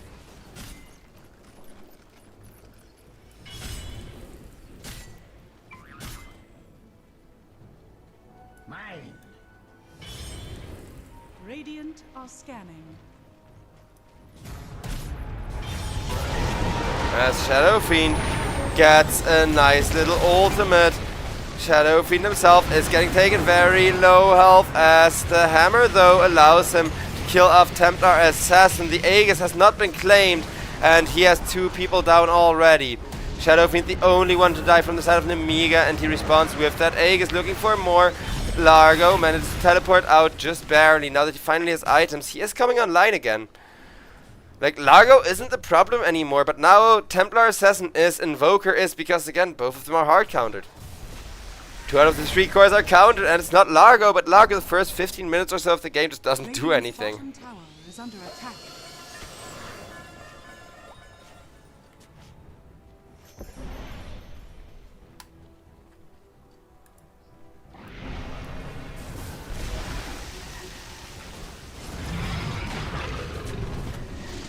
Tier 3 tower slowly being assailed, but the moment that Invoker gets glimpsed that far out of position, he will just get popped like pinata.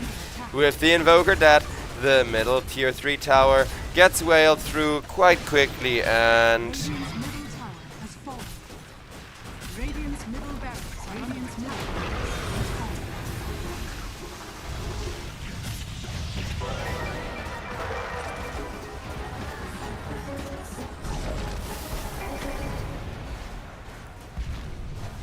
Radiant's middle barracks are under attack. Radiant's middle barracks Yoon has fallen. Not able to defend the base on his lonesome, but it's only the first lane of Rex for now. Nemiga without an Aegis on the SF, they do have to be really careful not to get their carry caught, and that's exactly what they're trying to do. While SF gets chased after, Treant Protector can't get a good angle on him though, as Salphate knows he is in dangerous waters and will get out of those dangerous waters.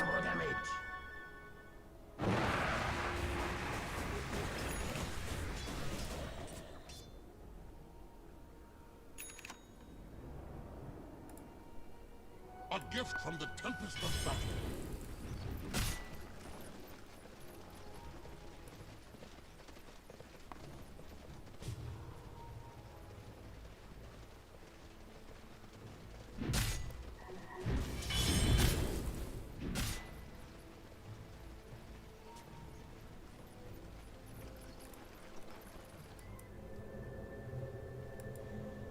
Rare Gods manages to teleport himself out.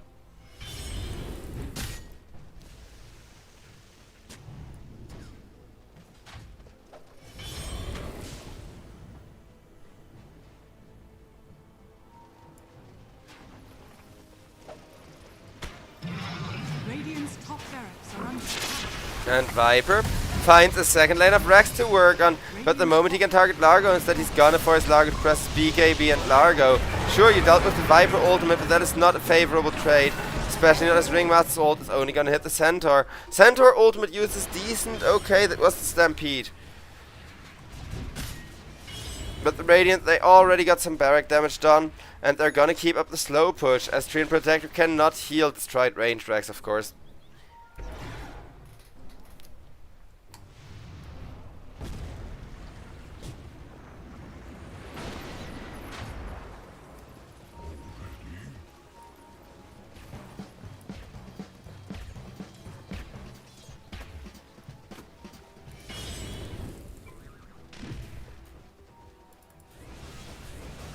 Shadow Fiend wants the BKB.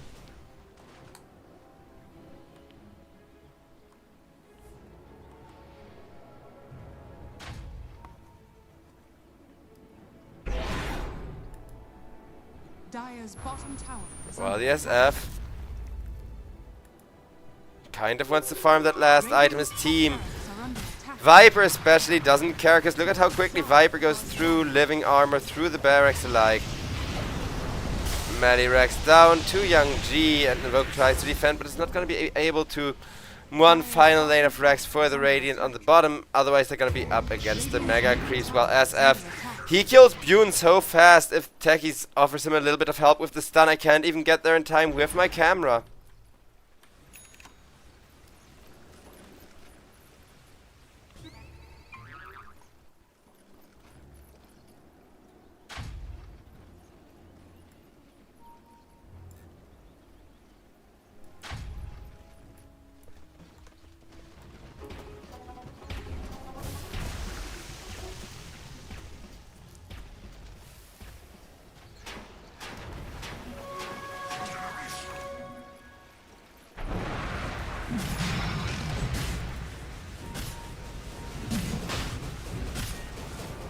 Roshan. It dies so quickly that Nemiga are gonna have a second Aegis basically for free. Salphate gets it just as the Sunstrike was even there to scan it out and check what was up with this Roche fight.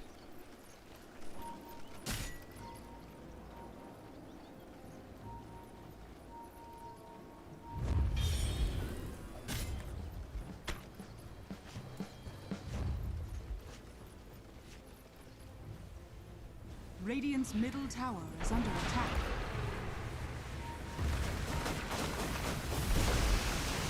The final tier 3 tower. Look at that flurry of green and red projectiles playing stoplight as they're flying across. But with the Disruptor ultimate gone, Templar Assassin sees an opportunity to engage. The Rex, however, have fallen, and Shadow Fiend, he's like, ah, screw it.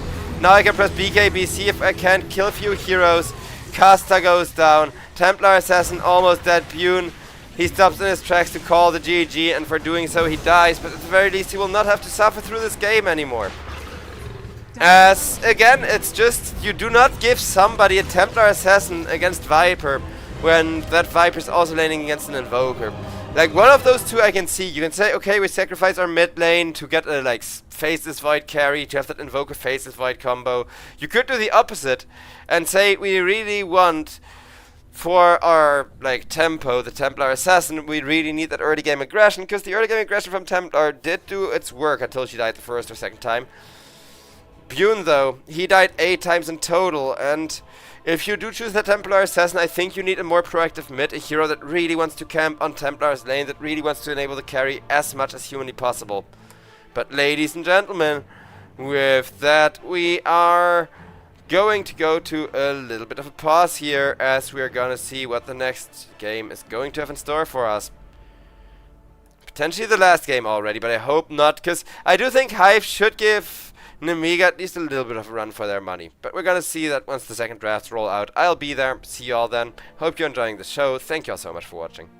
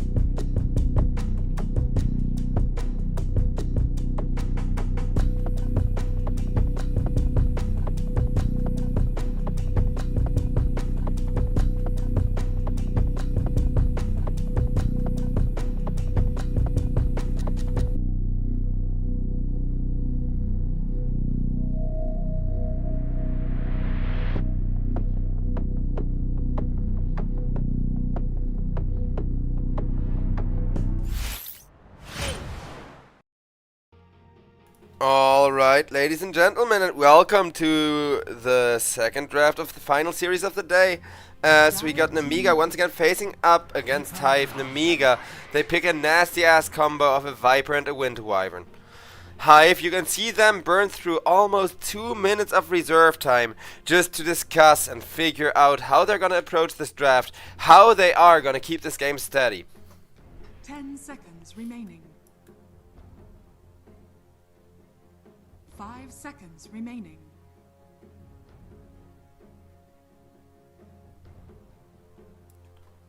Radiant team pick.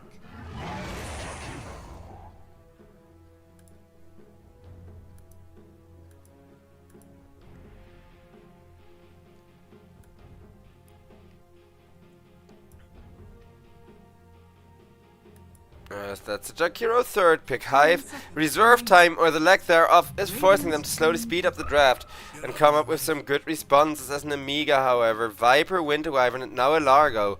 It looks like they want to take this entire game by the means of teamfight and aggression. Lion though, great for de-aggroing the teamfight and kind of, you know, making things slow again. Dire team ban. But a Tiny has an immediate response. HIVE, they're saying, okay Nemiga, you want a full 5-man draft, you want the full 5-man teamfight experience, we'll give you the 5-man teamfight experience, but we'll draft faster. I actually kind of like it. Because they are going into aggression and they are trying to kill people into the face, basically. Radiant team ban. Dire team ban.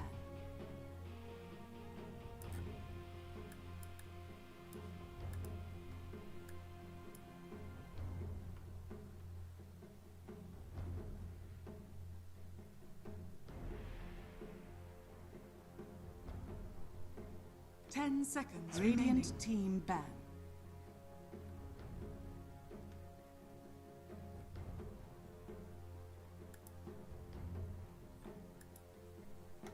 Lifestealer and Faceless Void Band. I would have loved the Lifestealer because something that's both fast and slow, as in both very fast and coming online and running people down, but kind of slow when it comes to chilling in the jungle, slowing down the game and not falling off.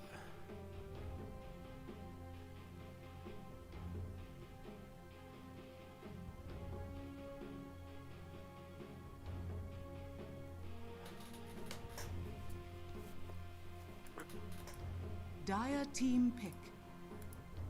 As the Dire gotta come up with their last decision here. Radiant team pick. Night Stalker. Night Stalker. That looks nice and terrifying though.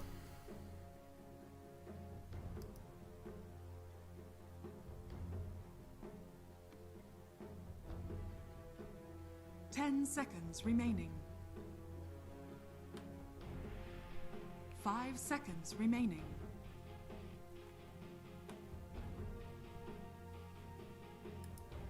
That's an Nemiga.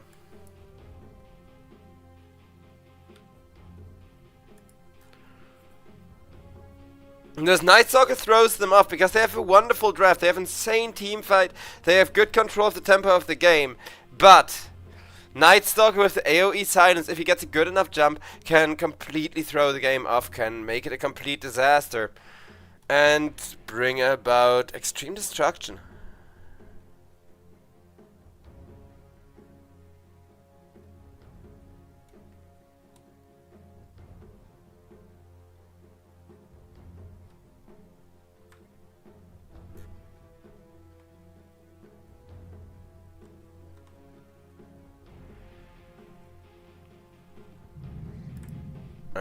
Nemiga You may now select your hero. is going to end up on the last pick, Sven. So they say Sulfate, he's competent enough to 1v5 this basically. Because Sven, it is going to be a rough game. You need to hit all of your timings precisely. If you fall off by like 10 minutes, things are going to go very, very bad for you. The other way around though. Between the God Strength and the Battle Cry, If Sven jumps before Night Stalker does, I think that's kind of the idea here, then Hotoke is just gonna die. Because Sven is a complete tank hitter. Which heroes that fall off get to do, right? Because the idea is most of the tank heroes are magic damage that end up going really poorly into the late game. But as for the Sven, he's actually pure physical damage, so his scaling is more so limited by item slots and such.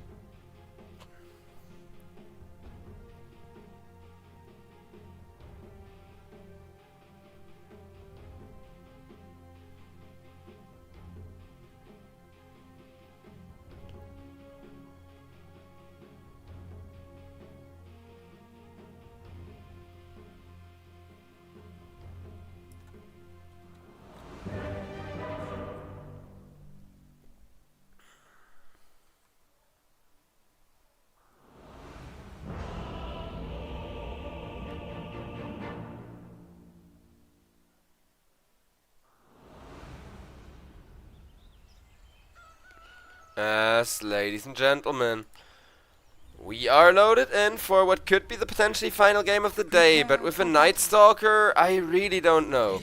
Because once again, the Night Stalker looks absolutely terrifying.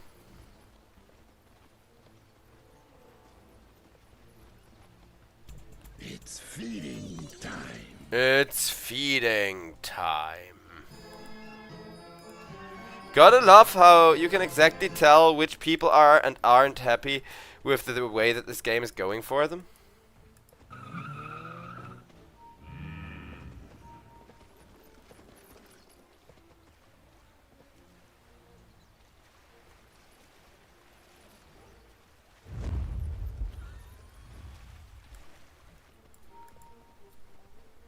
Double 5-man smoke out at the usual time.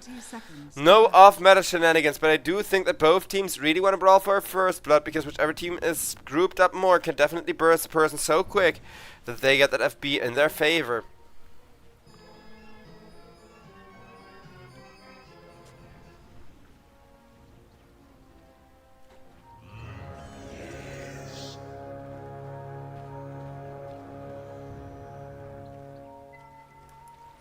Hurapatic wants to fight for the rune, though Nemiga. It looked like they were gonna be hyper aggressive, but then they decide, you know what, we're gonna get our Sven into the lane safely without any risk, without any mistake, and that's not too bad.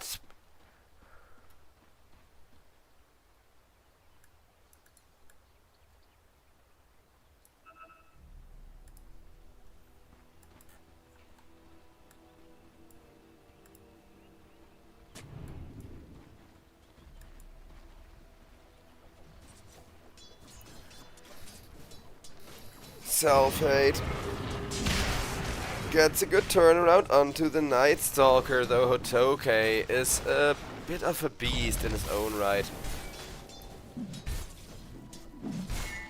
Keeping him zoned away.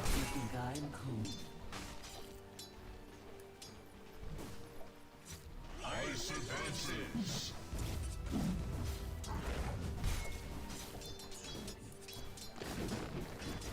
Both the safe lanes should be relatively safe in that sense, where the carry just has too much of a health pool to die. And tower dives aren't really possible. The supports need to be more careful, as Fishman will take a lot of burst damage, will have to regen up immediately. And Rare Gods, well, he hasn't been hit yet. Takis is the kind of hero where if he does go out of position, he's immediately gonna get annihilated.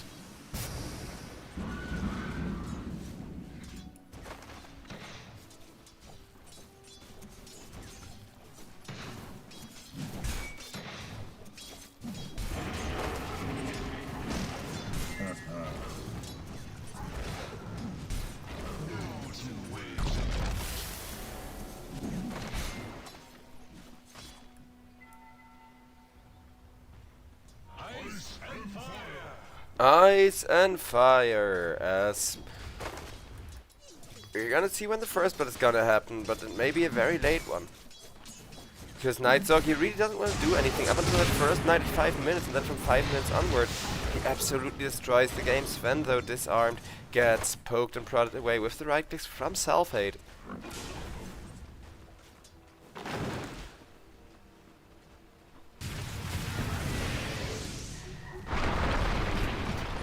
as Lion.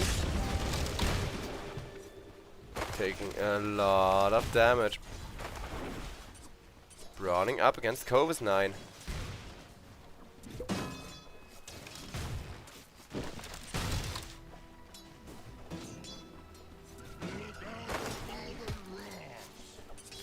Covis 9. Once again, Largo. Level 6 plus an item, level 12 plus 2 items. Those are kind of the timings you're aiming for before you join the team fights. So Self-Hate doesn't farm a lot, and this game's gonna be a lot easier on the Sven. Meanwhile, Casta, after that horrible lane last game, he's gonna take Keeper of the Light. Once again, getting super counterpicked by the Viper, because Viper's almost impossible to actually properly lane against.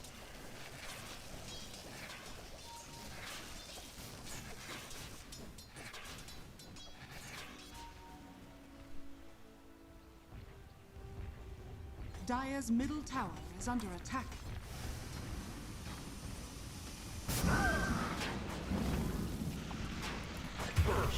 Ooh, well, I thought Viper was gonna get the first blood on Casta. Instead, over on top, both of the supports are gonna trade lives in a battle for those first two Mad Stones that have dropped there. But the Keeper of the Light, he's still gonna go down to Young G. It was to be expected. Casta, the kind of matchup where if Viper gets on top of you, you're just gonna die. And he is gonna tip the Viper, which honestly, ladies and gentlemen, is a bit of a sign that Keeper of the Light is tilted. Like Casta, he had such a rough game on the Invoker last game, where he was hitting all of the Sunstrikes, where he was playing extremely on point.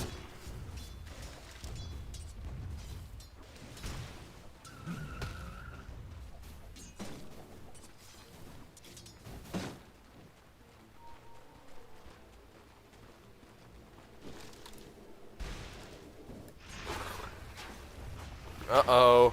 This time around, Casta was ready for Viper to jump him. He was not ready for Ariel to come in from behind with an Earth Spike, with a Hex. But over on bottom lane, we're also going to see some fighting before Night Stalker is level 6. Before that first nighttime has happened. But they do rotate in both supports to make sure that Self-Hate goes down regardless. And makes this laning stage a lot more easy and a lot more relaxed for Nemiga.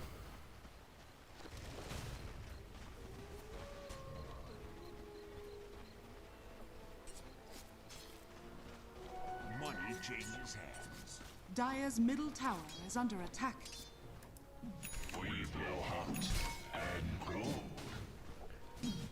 The amount of kills, at least, has sped up a little bit. I wonder what 7 minutes has in store for us, though, because 7 minutes is when the chaos can really kick off and when we can truly get ourselves that good action going.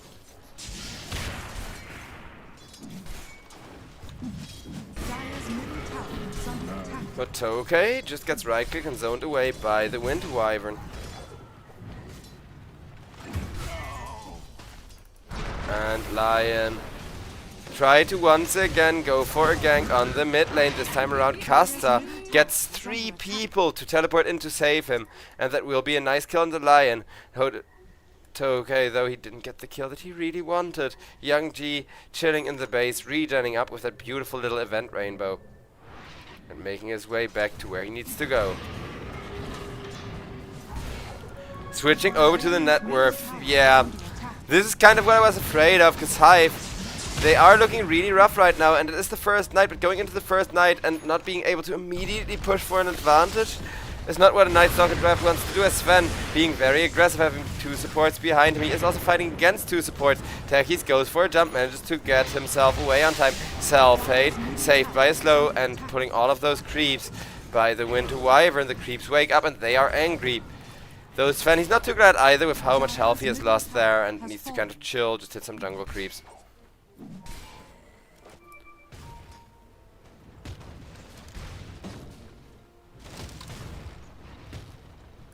Dire are scanning. Young G has his ultimate, and with that ultimate available, wants to go for a gank because nobody is daring to show up on the mid lane. Casta, he knows that he cannot lane on the mid lane on a Keeper of the Light against the Viper.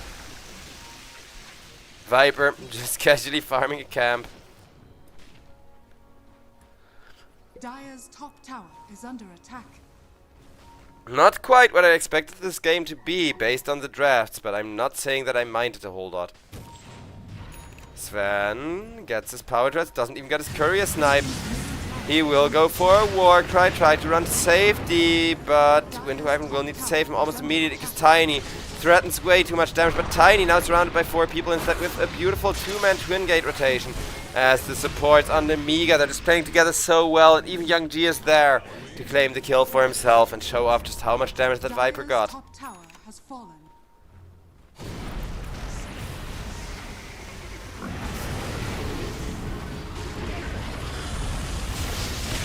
Young G killed off by Hotoke, but Hotoke, well, that was the great positioning for the silence he was looking for, and it will lead to a beautiful kill on the Sven. It wasn't quite as long as he needed it to be to survive. Fishman trying to run out himself, has the cold embrace, trying to use that to turn around, together with Cass being there, doing at least a little bit of chip damage. It's not really adding up to a lot, but Kuropatic being hit by 2 heroes and the Cass strumming away is really going to add up. Nemiga holding onto their advantage still. Keeper of the Light though will finally get the return kill onto Ariel, and Fishman also dead, but posthumously takes Kasta with him. Kasta 2, 3 and 2, recovering, but he's still not doing well. Radiant are scanning. Nobody's doing well in this game. Looking at the net worth, I mean, I guess Viper kind of, so Young G is kind of doing well and everybody else is poor. How does that sound, chat? Nemiga may be happy to see that, but I'm personally not too happy. I really want that game number 3, and Tiny was having an okay lane. He still is having an okay lane. He's died once. So maybe the Tiny can be the one to pop off and really take this game to the next level.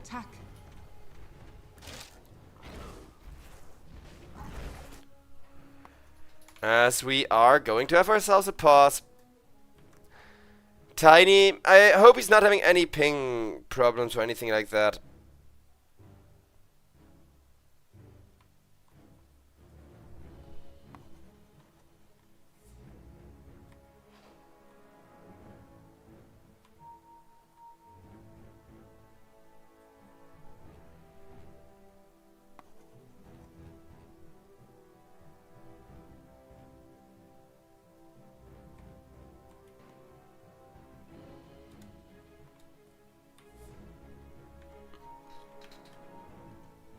As we're gonna be paused, but a bunch of pings are coming out, so Nemiga, they are aware that after the pause the game is gonna fully continue, just like before.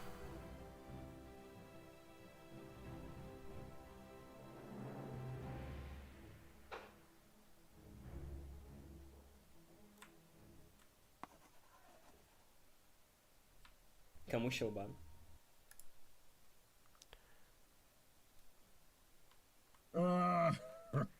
Kamuchelban. That's important, Cyrillic, to know. Gotta ask people who wants a slap. Me entering a room.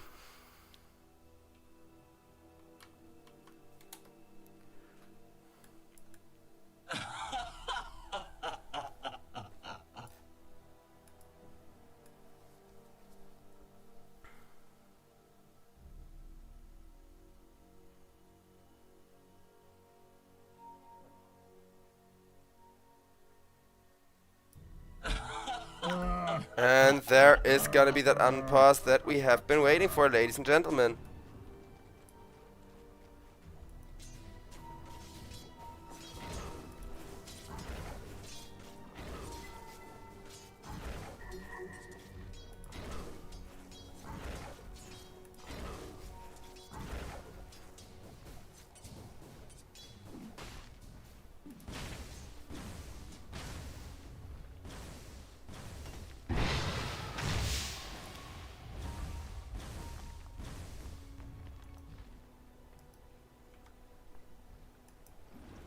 Radiant's middle Two-man tower rotation under from attack. HIVE.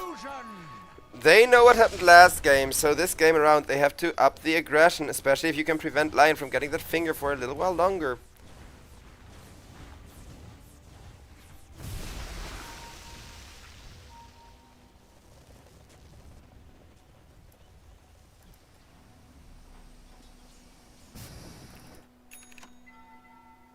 Fishman pings, hey guys, let's get some vision, let's control the map a little bit better.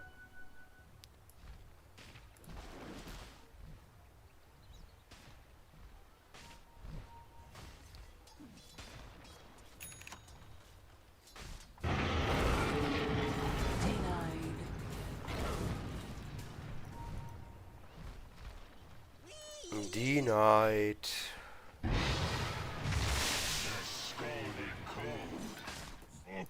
But while that is happening, we're not really gonna see any real fights break out.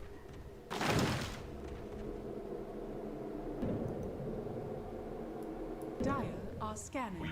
Double teleport to the bottom to try and catch somebody, but the person that they scanned is just the Wind Wyvern and not a farming carry like everybody believes. Self-hate instead, farming far further behind. Being incredibly careful and absolutely not wanting to die here.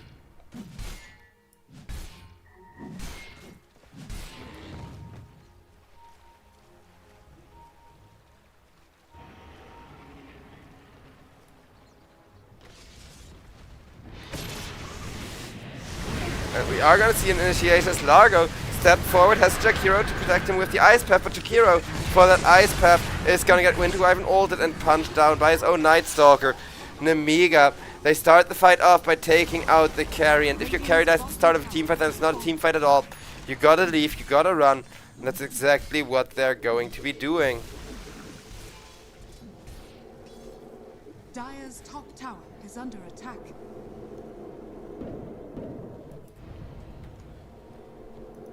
Teleport over towards the top lane.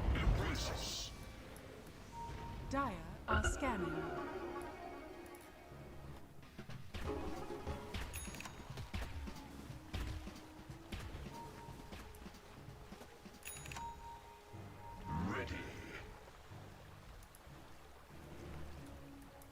Radiant's middle tower is under attack.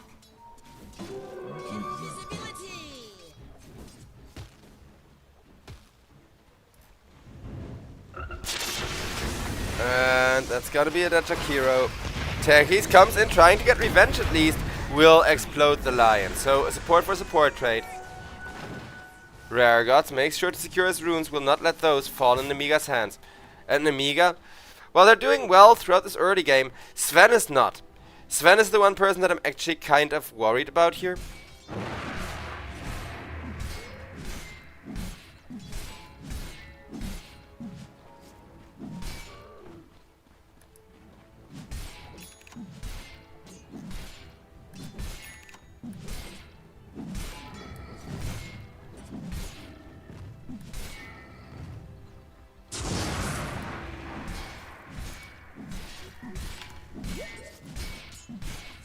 Radiant's middle tower is under attack. And while Sven is farming up, Young G gets jumped on by the techies with one more bump. Young G will be killed off. Now Techie suffers a similar fate over on the bottom lane. Jakiro and Nightstalker, they're grouped up. One more minute till it's nighttime, but one more minute against Nemiga. It's gonna be a hard time, because even with that Viper down, overstep or make a big mistake and the fight can turn around at a moment's notice.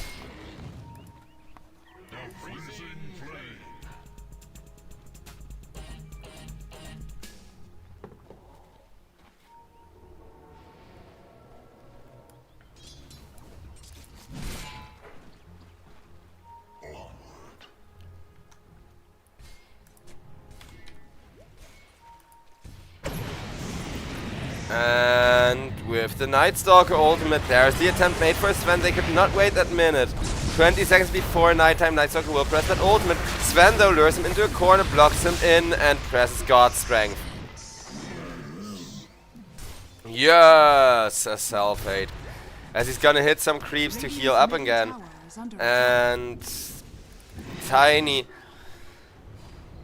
At least he's ahead of the Sven, but Bune, well, Sven is just gonna farm faster and faster. Bune isn't, because Bune's tree is gonna wear off more, and you do have some decent bit of attack speed at some point, which also means, yeah, you farm faster jungle, but your trees are gonna run out.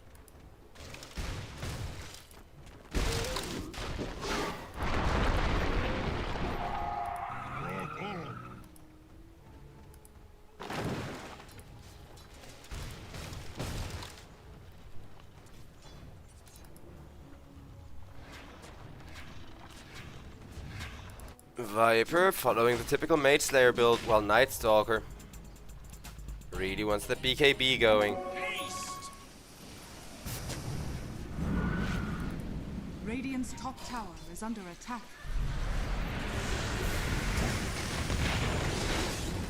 And Taggy's blown up. So will young GB. So it is a 1-for-1 trade to start things off with. Largo, if you can take him down, that would be a huge difference maker though. And it looks like it will be Nemiga. They're actually going to take a losing team fight for a change. That should swing the win rate around, maybe not fully to 50-50, but close to it. Is under attack. Radiant And Tiny is definitely real happy to keep that momentum going, because now we got Bune and Keeper of the Light on top of the net worth. They are going to need to apply this pressure. They are going to need to keep farming and keep kind of being aggressive.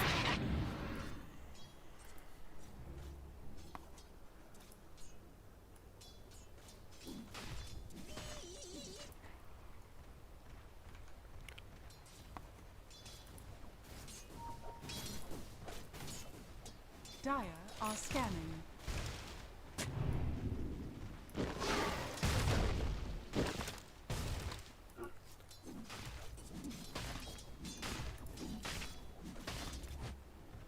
We're going to see Jakiro together with the Tiny rotate over towards the bottom lane.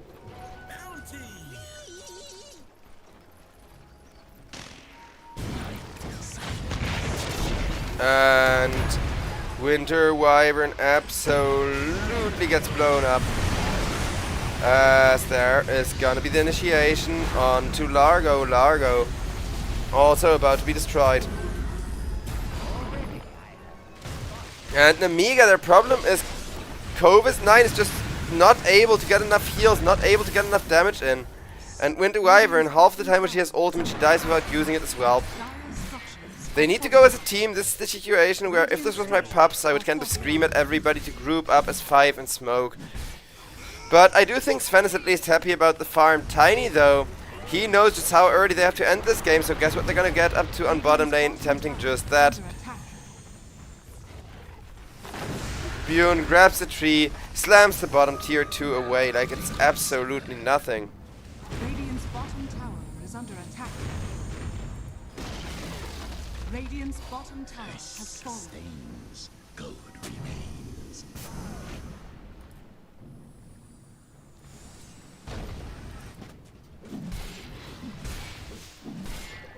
Sven, he wants that BKB and he wants it bad.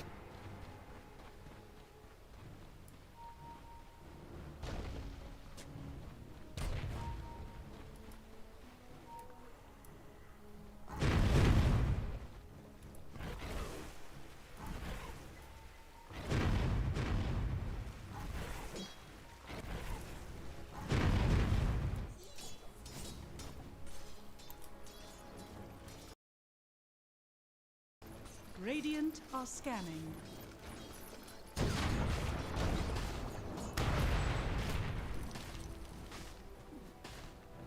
Dire are scanning.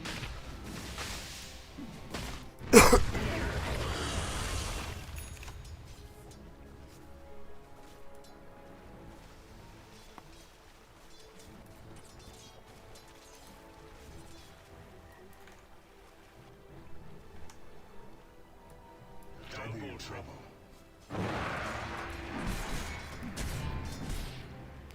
Sven wants the BKB. Needs something to resist that Tiny AoE avalanche toss. What's also interesting is that Tiny doesn't even have a BKB.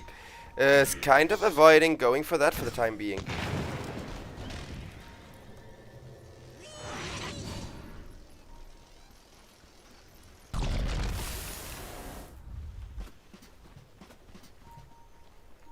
Radiant are scanning.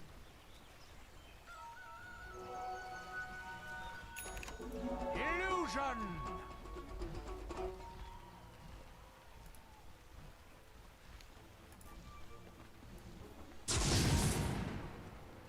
Self-hate really wants to get a good go onto Hotoke. Hotoke though blinks away in time, and Nemiga, they just used God Strength. They just used a lot of resources. They cannot overextend here. We fly.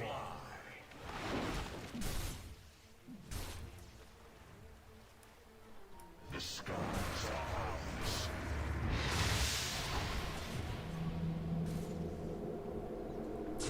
Ariel teleports over to the bottom lane. Well, we're gonna see a 4-man smoke up.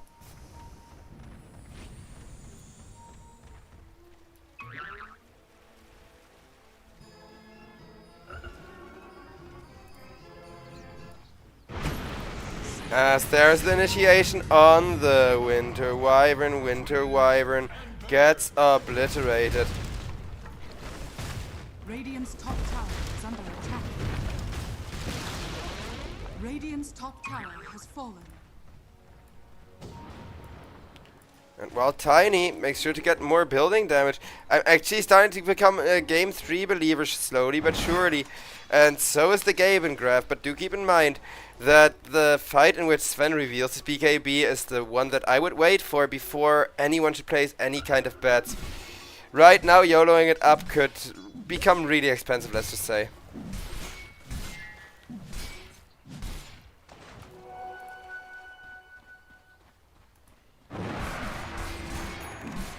Dire are scanning.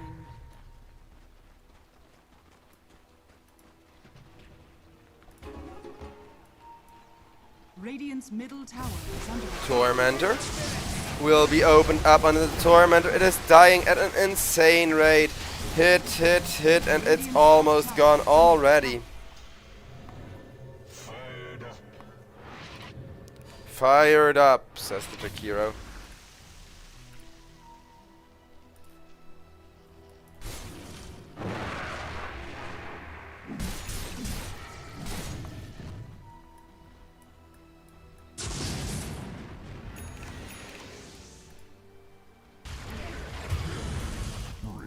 Lion over on bottom lane, dies to Bune though. As Bune walks in, hits him like an absolute truck.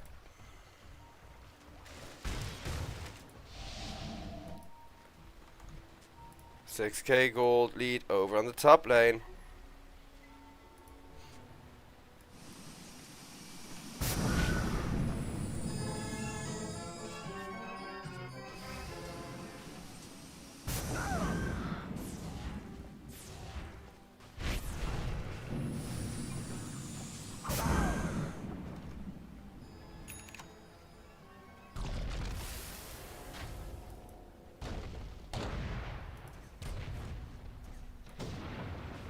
Radiant are scanning.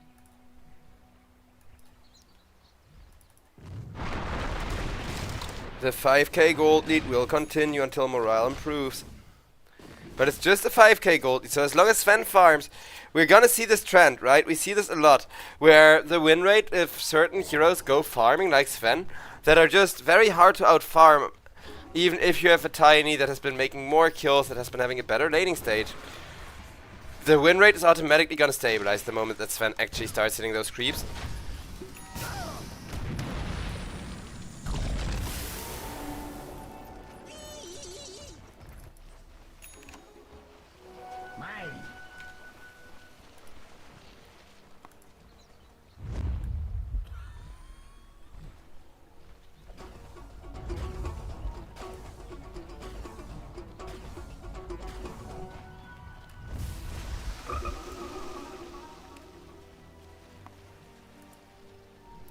Four-man smoke. Nemiga. They know how important being the aggressors here is. They don't know where everybody is farming. If they were to run into this Tiny first, it could either be devastating or really, really good, depending on whether Selfhate can get a good jump this time. And Selfhate, who will jump the techies with the Echo Sabers immediately gonna kill him, has a BKB ready to be pressed, but does not need it for right now or anytime soon. Yoon tries to blink the Lion, immediately gets hexed for doing so, gets stunned with the Earthspike, and there is Sven. Sven wants to show that he is in fact the superior carry, and even though it's not much of a fair fight, Cove is 9. So happy that the Tiny is dead, so happy that he got like over 500,000 from just one kill on the Largo as well. Ka-ching is what you say then, I believe.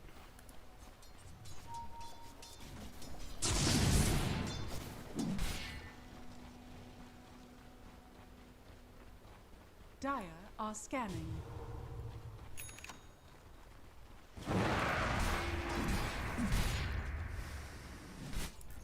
Still, the lanes are pushing in for the Dire, and the win rate is at exactly 50-50, even though I would say that Nemiga are feeling more confident here, just because they have kind of the stronger lineup as far as the individual skill goes. and the better experience when it comes to having to play these really stressful back and forths. Tower is under attack. Rare Gods killed up on bottom. This Cobus Knight is going to be extremely happy with that.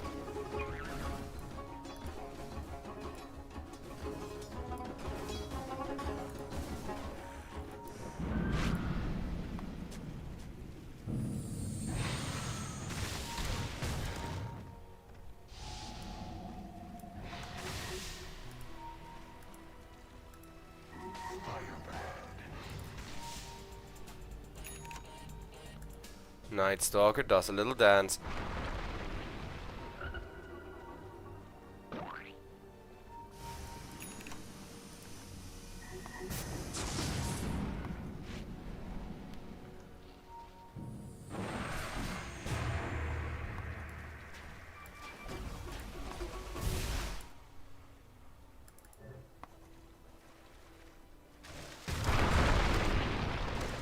Tiny Silver Edge would definitely make it a lot easier to kill the Viper or prevent Sven from cleaving your entire team, depending on how you get the initiation. Yun with the smoke up. Needs to be careful that Sven can't find them, but Nemiga currently not smoking. Winter Wyvern does have one. But Cobus Knight is gonna break the smoke, is immediately going to get stun locked up, take half of himself full worm magic damage, and that is gonna be the worst possible target for an Nemiga to get killed at the start of a fight. But guess what, Sven? This is the kind of bad team fight start that he has the BKB waiting for. Lion, though, will get killed off by the Jakiro, and Sven, he says, okay, screw it. I only got the techies, but I need to live. I need to get out of here, so that's exactly what he's gonna do. Well, Winter Wyvern with one more Raki from the Night Stalker is gonna die. Teleport out from Viper makes it away, and that's gonna be a 4k gold lead. Once again for Hive. Sven isn't dying, so at the very least Self-Hate is still looking good. But his teammates, they melt so quickly to Tiny and Keeper of the Light. Keeper of the Light I know is gonna fall off. Kasta I'm not too worried about. But Kasta, he has done his job in making enough space, being aggressive enough that Tiny can basically instantly bring himself online, can really enjoy his current position in this game.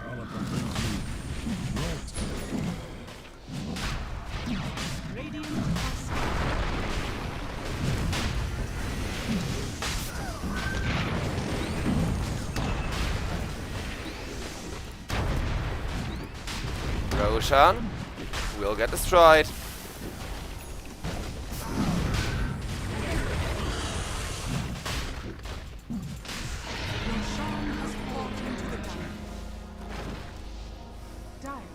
Immortality.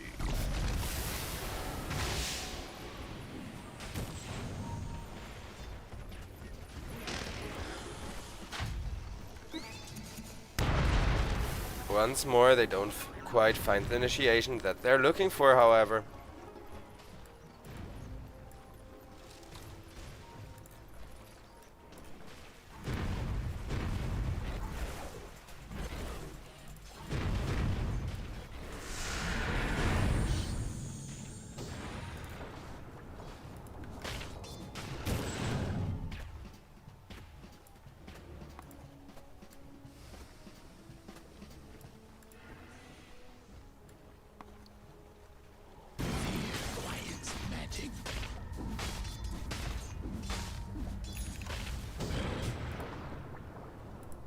Night Stalker disengaging, but for the next 4 minutes, while Tiny still has that Aegis, there's little that they can do. Just gotta wait it out, just gotta hope Sven can get that jump. And a good jump will definitely get you back into this game.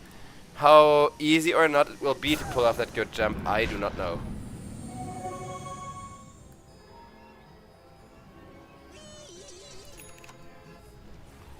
Radiant's top tower is under attack.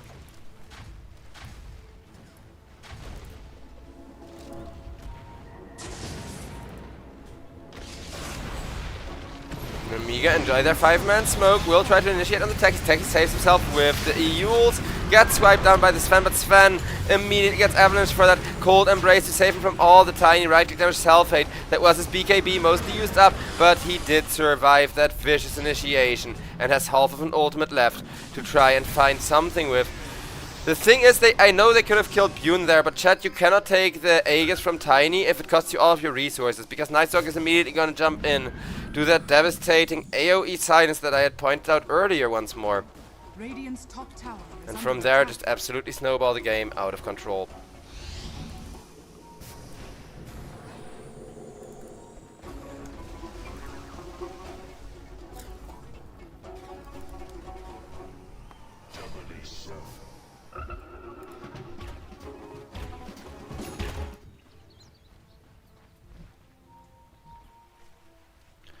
Sven approaching the 6 slot is the Self-Hate. He can still get one good power up, being the Harpoon upgrade. But guess what? Tiny can get one too. And let's check what's on Tiny's courier. Harpoon upgrade. I thought as much. Bune, 2 minutes left for him to do something worthwhile with that Aegis. Largo, meanwhile, just trying to keep pressure on the top lane for his team to set up on the Keeper of the Light. Keeper of the Light has the Lincoln Sphere, but the Lincoln Sphere is gonna be broken at the moment that it is. Keeper dies. Sven, he right-clicks without God Strength for like 400 damage. So even without having to press that ultimate, Self-Hate can take care of a tier 2 tower. Tiny has even more right-click damage and slower attack speed. It's going to potentially set up for a base race, question mark. Lion tried to initiate, but a blink out immediately makes that Earth Spike null and void.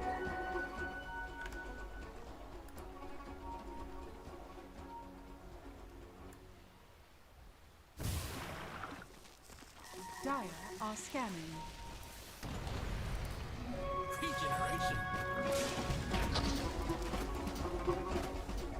Largo needs to get the hell out of there.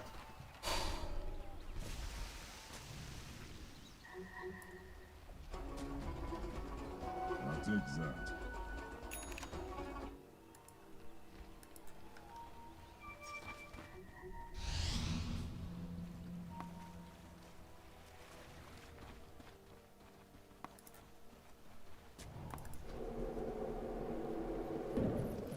Tiny, 45 seconds on the Aegis left. You can see how the shorter the Aegis time gets, the more bold, the more empowered everybody from the side of Nemiga is going to advance. The gold lead exactly 50-50 though, and the win rate, it is ever so slightly favoring Nemiga, because Nemiga, while Sven and Tiny more or less identical in terms of how late game they scale. Nemiga once again are gonna struggle with the Viper in the late game, just like last game, where that corrosive poison really stacking up is going to make your life miserable.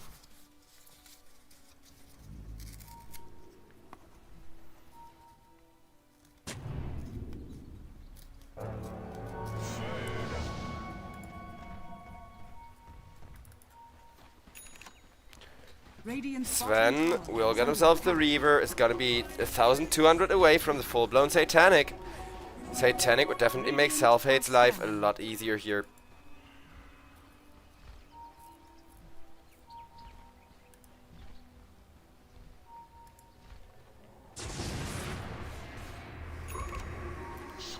Sven gets rid of the mid-creep wave. But Tiny is similarly just free farming over on top with a haste rune with the crits. I'm kinda waiting for one of these carries to make a big mistake, because every time a carry makes a big mistake, it's gonna result in towers killed, it's gonna result in big chaotic team fights and back and forth chaos, but we're not getting any of it.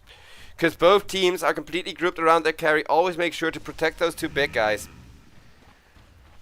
To prevent the next clash from turning into a disaster.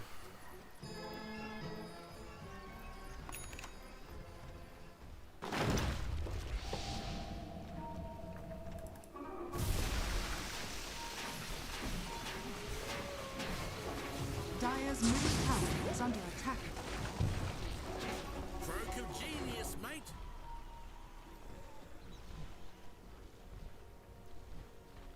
Well, the 4-man smoke is in Nemiga's territory. Nemiga, they make sure that Sven is the first one to walk up the high ground under the vision. Largo gets a catchy lick out on the Tiny. Tiny still has that BKB to keep himself safe though. So Tiny will make it away, and this is what I mean with the carry matchup.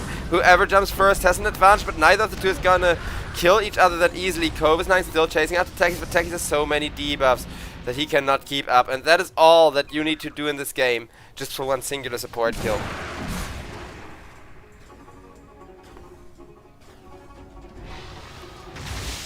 Imagine how chaotic the fight is gonna be if a carry is actually gonna die.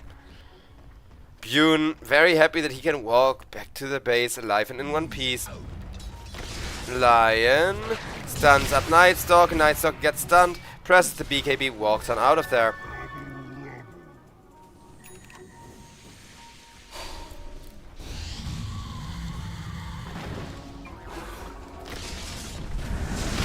Tiny caught once again. Beautiful break. He will be able to annihilate Ariel, but Bune, he's definitely gonna tick out there as Rare Gods. No way he can tank the Viper. 80 seconds, no Tiny. Oof. It would be similarly bad the other way around, but see the Nemiga, they are one game up. If they win this, then there's not gonna be a third chance.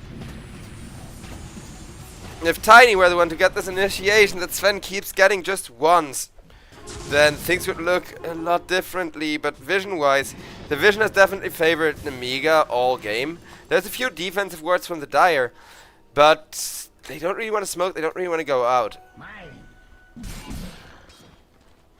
Sven is going to have that Harpoon upgrade too now, with the Satanic done for the Purge, and the Swift Dagger coming in to fix his attack speed issues.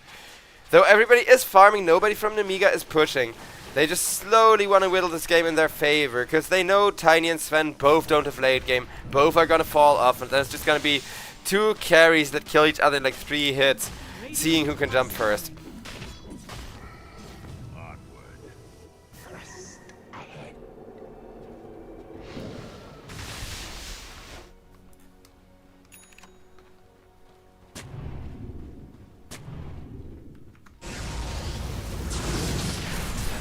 As out comes the ultimate from the Sven. One more right click and down goes Nightstalker. Gem hitting the floor is actually massive. Because Nemiga, they're already looking slightly more dominant in the carry department, but the gem is going to make it so hard for Tiny to leave the base soon. Whereas Sven hunts on the mid lane for another one. Stormcrafter for Rare Gods is going to get him a little bit out of jeopardy, but guess what? He has no follow-up whatsoever in the vicinity.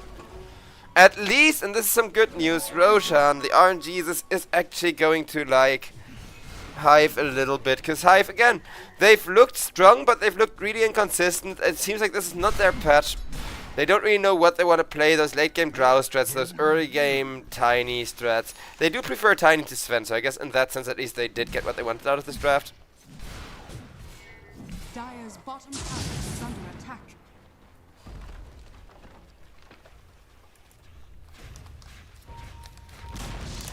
Dire's bottom tower has fallen. Dire's middle tower is under attack.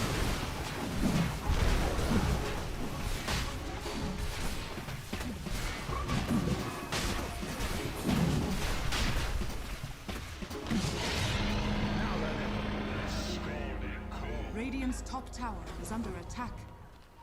Dire's middle tower is under Roshan attack. is going to give Young G an Aegis. No contestation possible for HIVE. HIVE still forced to be defensive, still forced to not get gone on.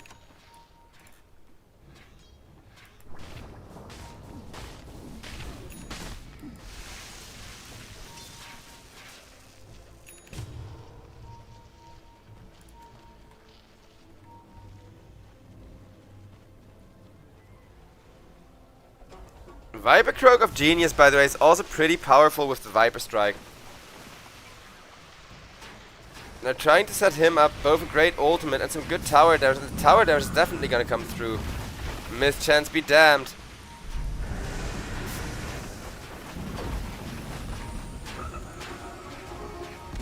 Young G with that Skadi, he has so much sustain.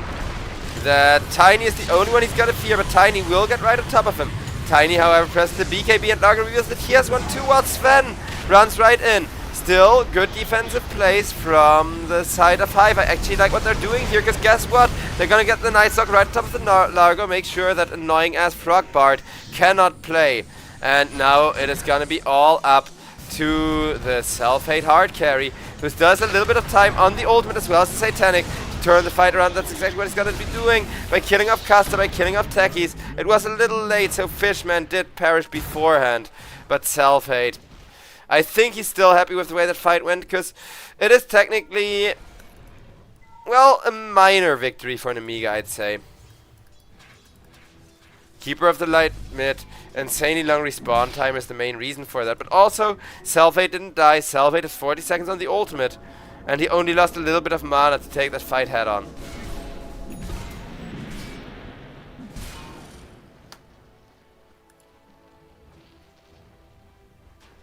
Dire's bottom tower is under attack. Viper, no fear of tier 3s whatsoever.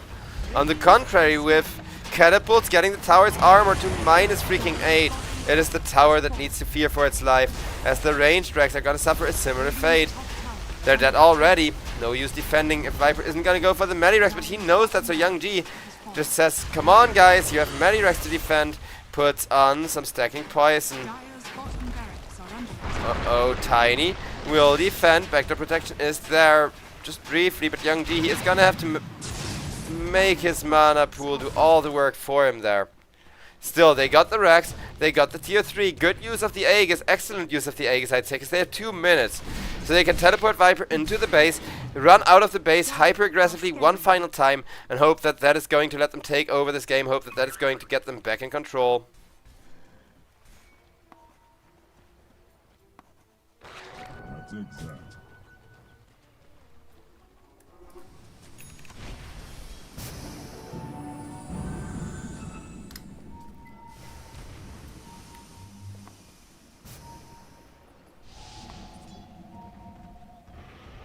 Tiny wants a setup with the tree, with his damage.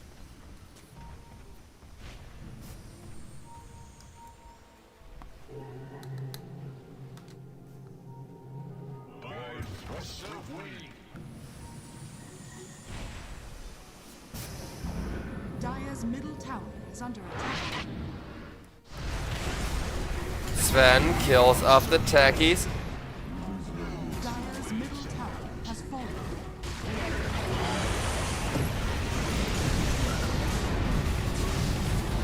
As Winter Wyvern not able to get an ultimate out, punished big time with that setup from the Night Stalker. But guess what? In comes the Sven, and Sven only has eyes for one.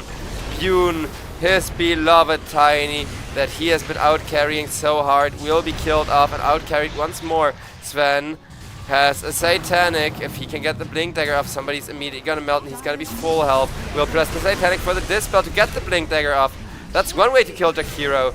Cobus Knight actually getting all the last, it's just with his ultimate, as he's super low in mana, but just wants to keep people there for his team to kill. As ladies and gentlemen, I think for today I'm gonna be done very soon here. With a relatively short shift for 4 best of 3 day, that's only 12 hours of Dota. We're gonna end this day perfectly on schedule if Nemiga keep this up, because Nemiga, so devastating. I told you guys the Aegis timing was gonna be perfect for them, and guess what's gonna be reclaimed right now? Aegis. Just as they're done fighting, just as they can push with 50 seconds of no Tiny. Viper starts pushing up the tower. Sven swipes Keeper of the Light, but that is such an awkward pause timing that they may have just killed Keeper of the Light with their own pause. Go gets called by Night Stalker, who I'm sure realizes similar.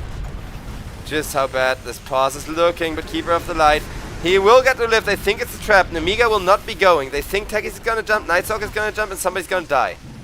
Because the Night Stalker Techies Kodal combo, the AoE and team fight, I did tell you guys that all game has been absolute terrifying, has been super insanely scary. Sven goes for an rage, and with, or God Strength, I mean, and with that God Strength and the rage of all of his dead teammates, he gets the second tower dead.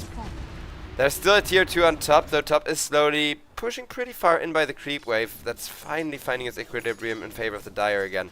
But not for long, says the Sven. He doesn't even need the creep wave. Whoop goes the tower. And now it's only one lane of Rex left. 10 seconds till everyone is gonna be back from HIVE in order to defend that. But HIVE, I don't think they have what it takes, because again, they just missed the late game. They do not have that late game scaling that Sven offers, and Sven isn't even the best late gamer.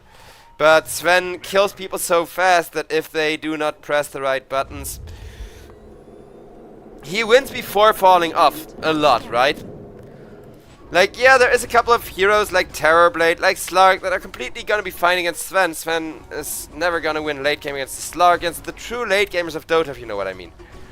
But those aren't meta right now. Sven is, and for a good reason. As he jumps in, gets a nullifier on the Keeper of the Light. Keeper of the Light zoned away by the Shiva's guard. Tiny held out of position with a beautiful Winter Wyvern ultimate. Winter Wyvern ultimate is going to make sure Bune dies while Night Stalker is going to die as well. Lion Finger just to make sure he is going to be put into the ground. Jakiro misses the Ice Path. Gets an OK ultimate out, but at the cost of his life, an OK ultimate is not going to cut it when they do not have a carry, when they only have the Keeper of the Light. GG will be put in chat one final time for today, ladies and gentlemen. 3 2-0s. Today has really been a 2-0 day. And we're still ending at roughly the time I expected to end, like statistically the average for a long day like this to end at. So yeah, ladies and gentlemen, I do hope you enjoyed. I did actually not run out of steam because the games have mostly been good, other than I think one kind of boring team fight.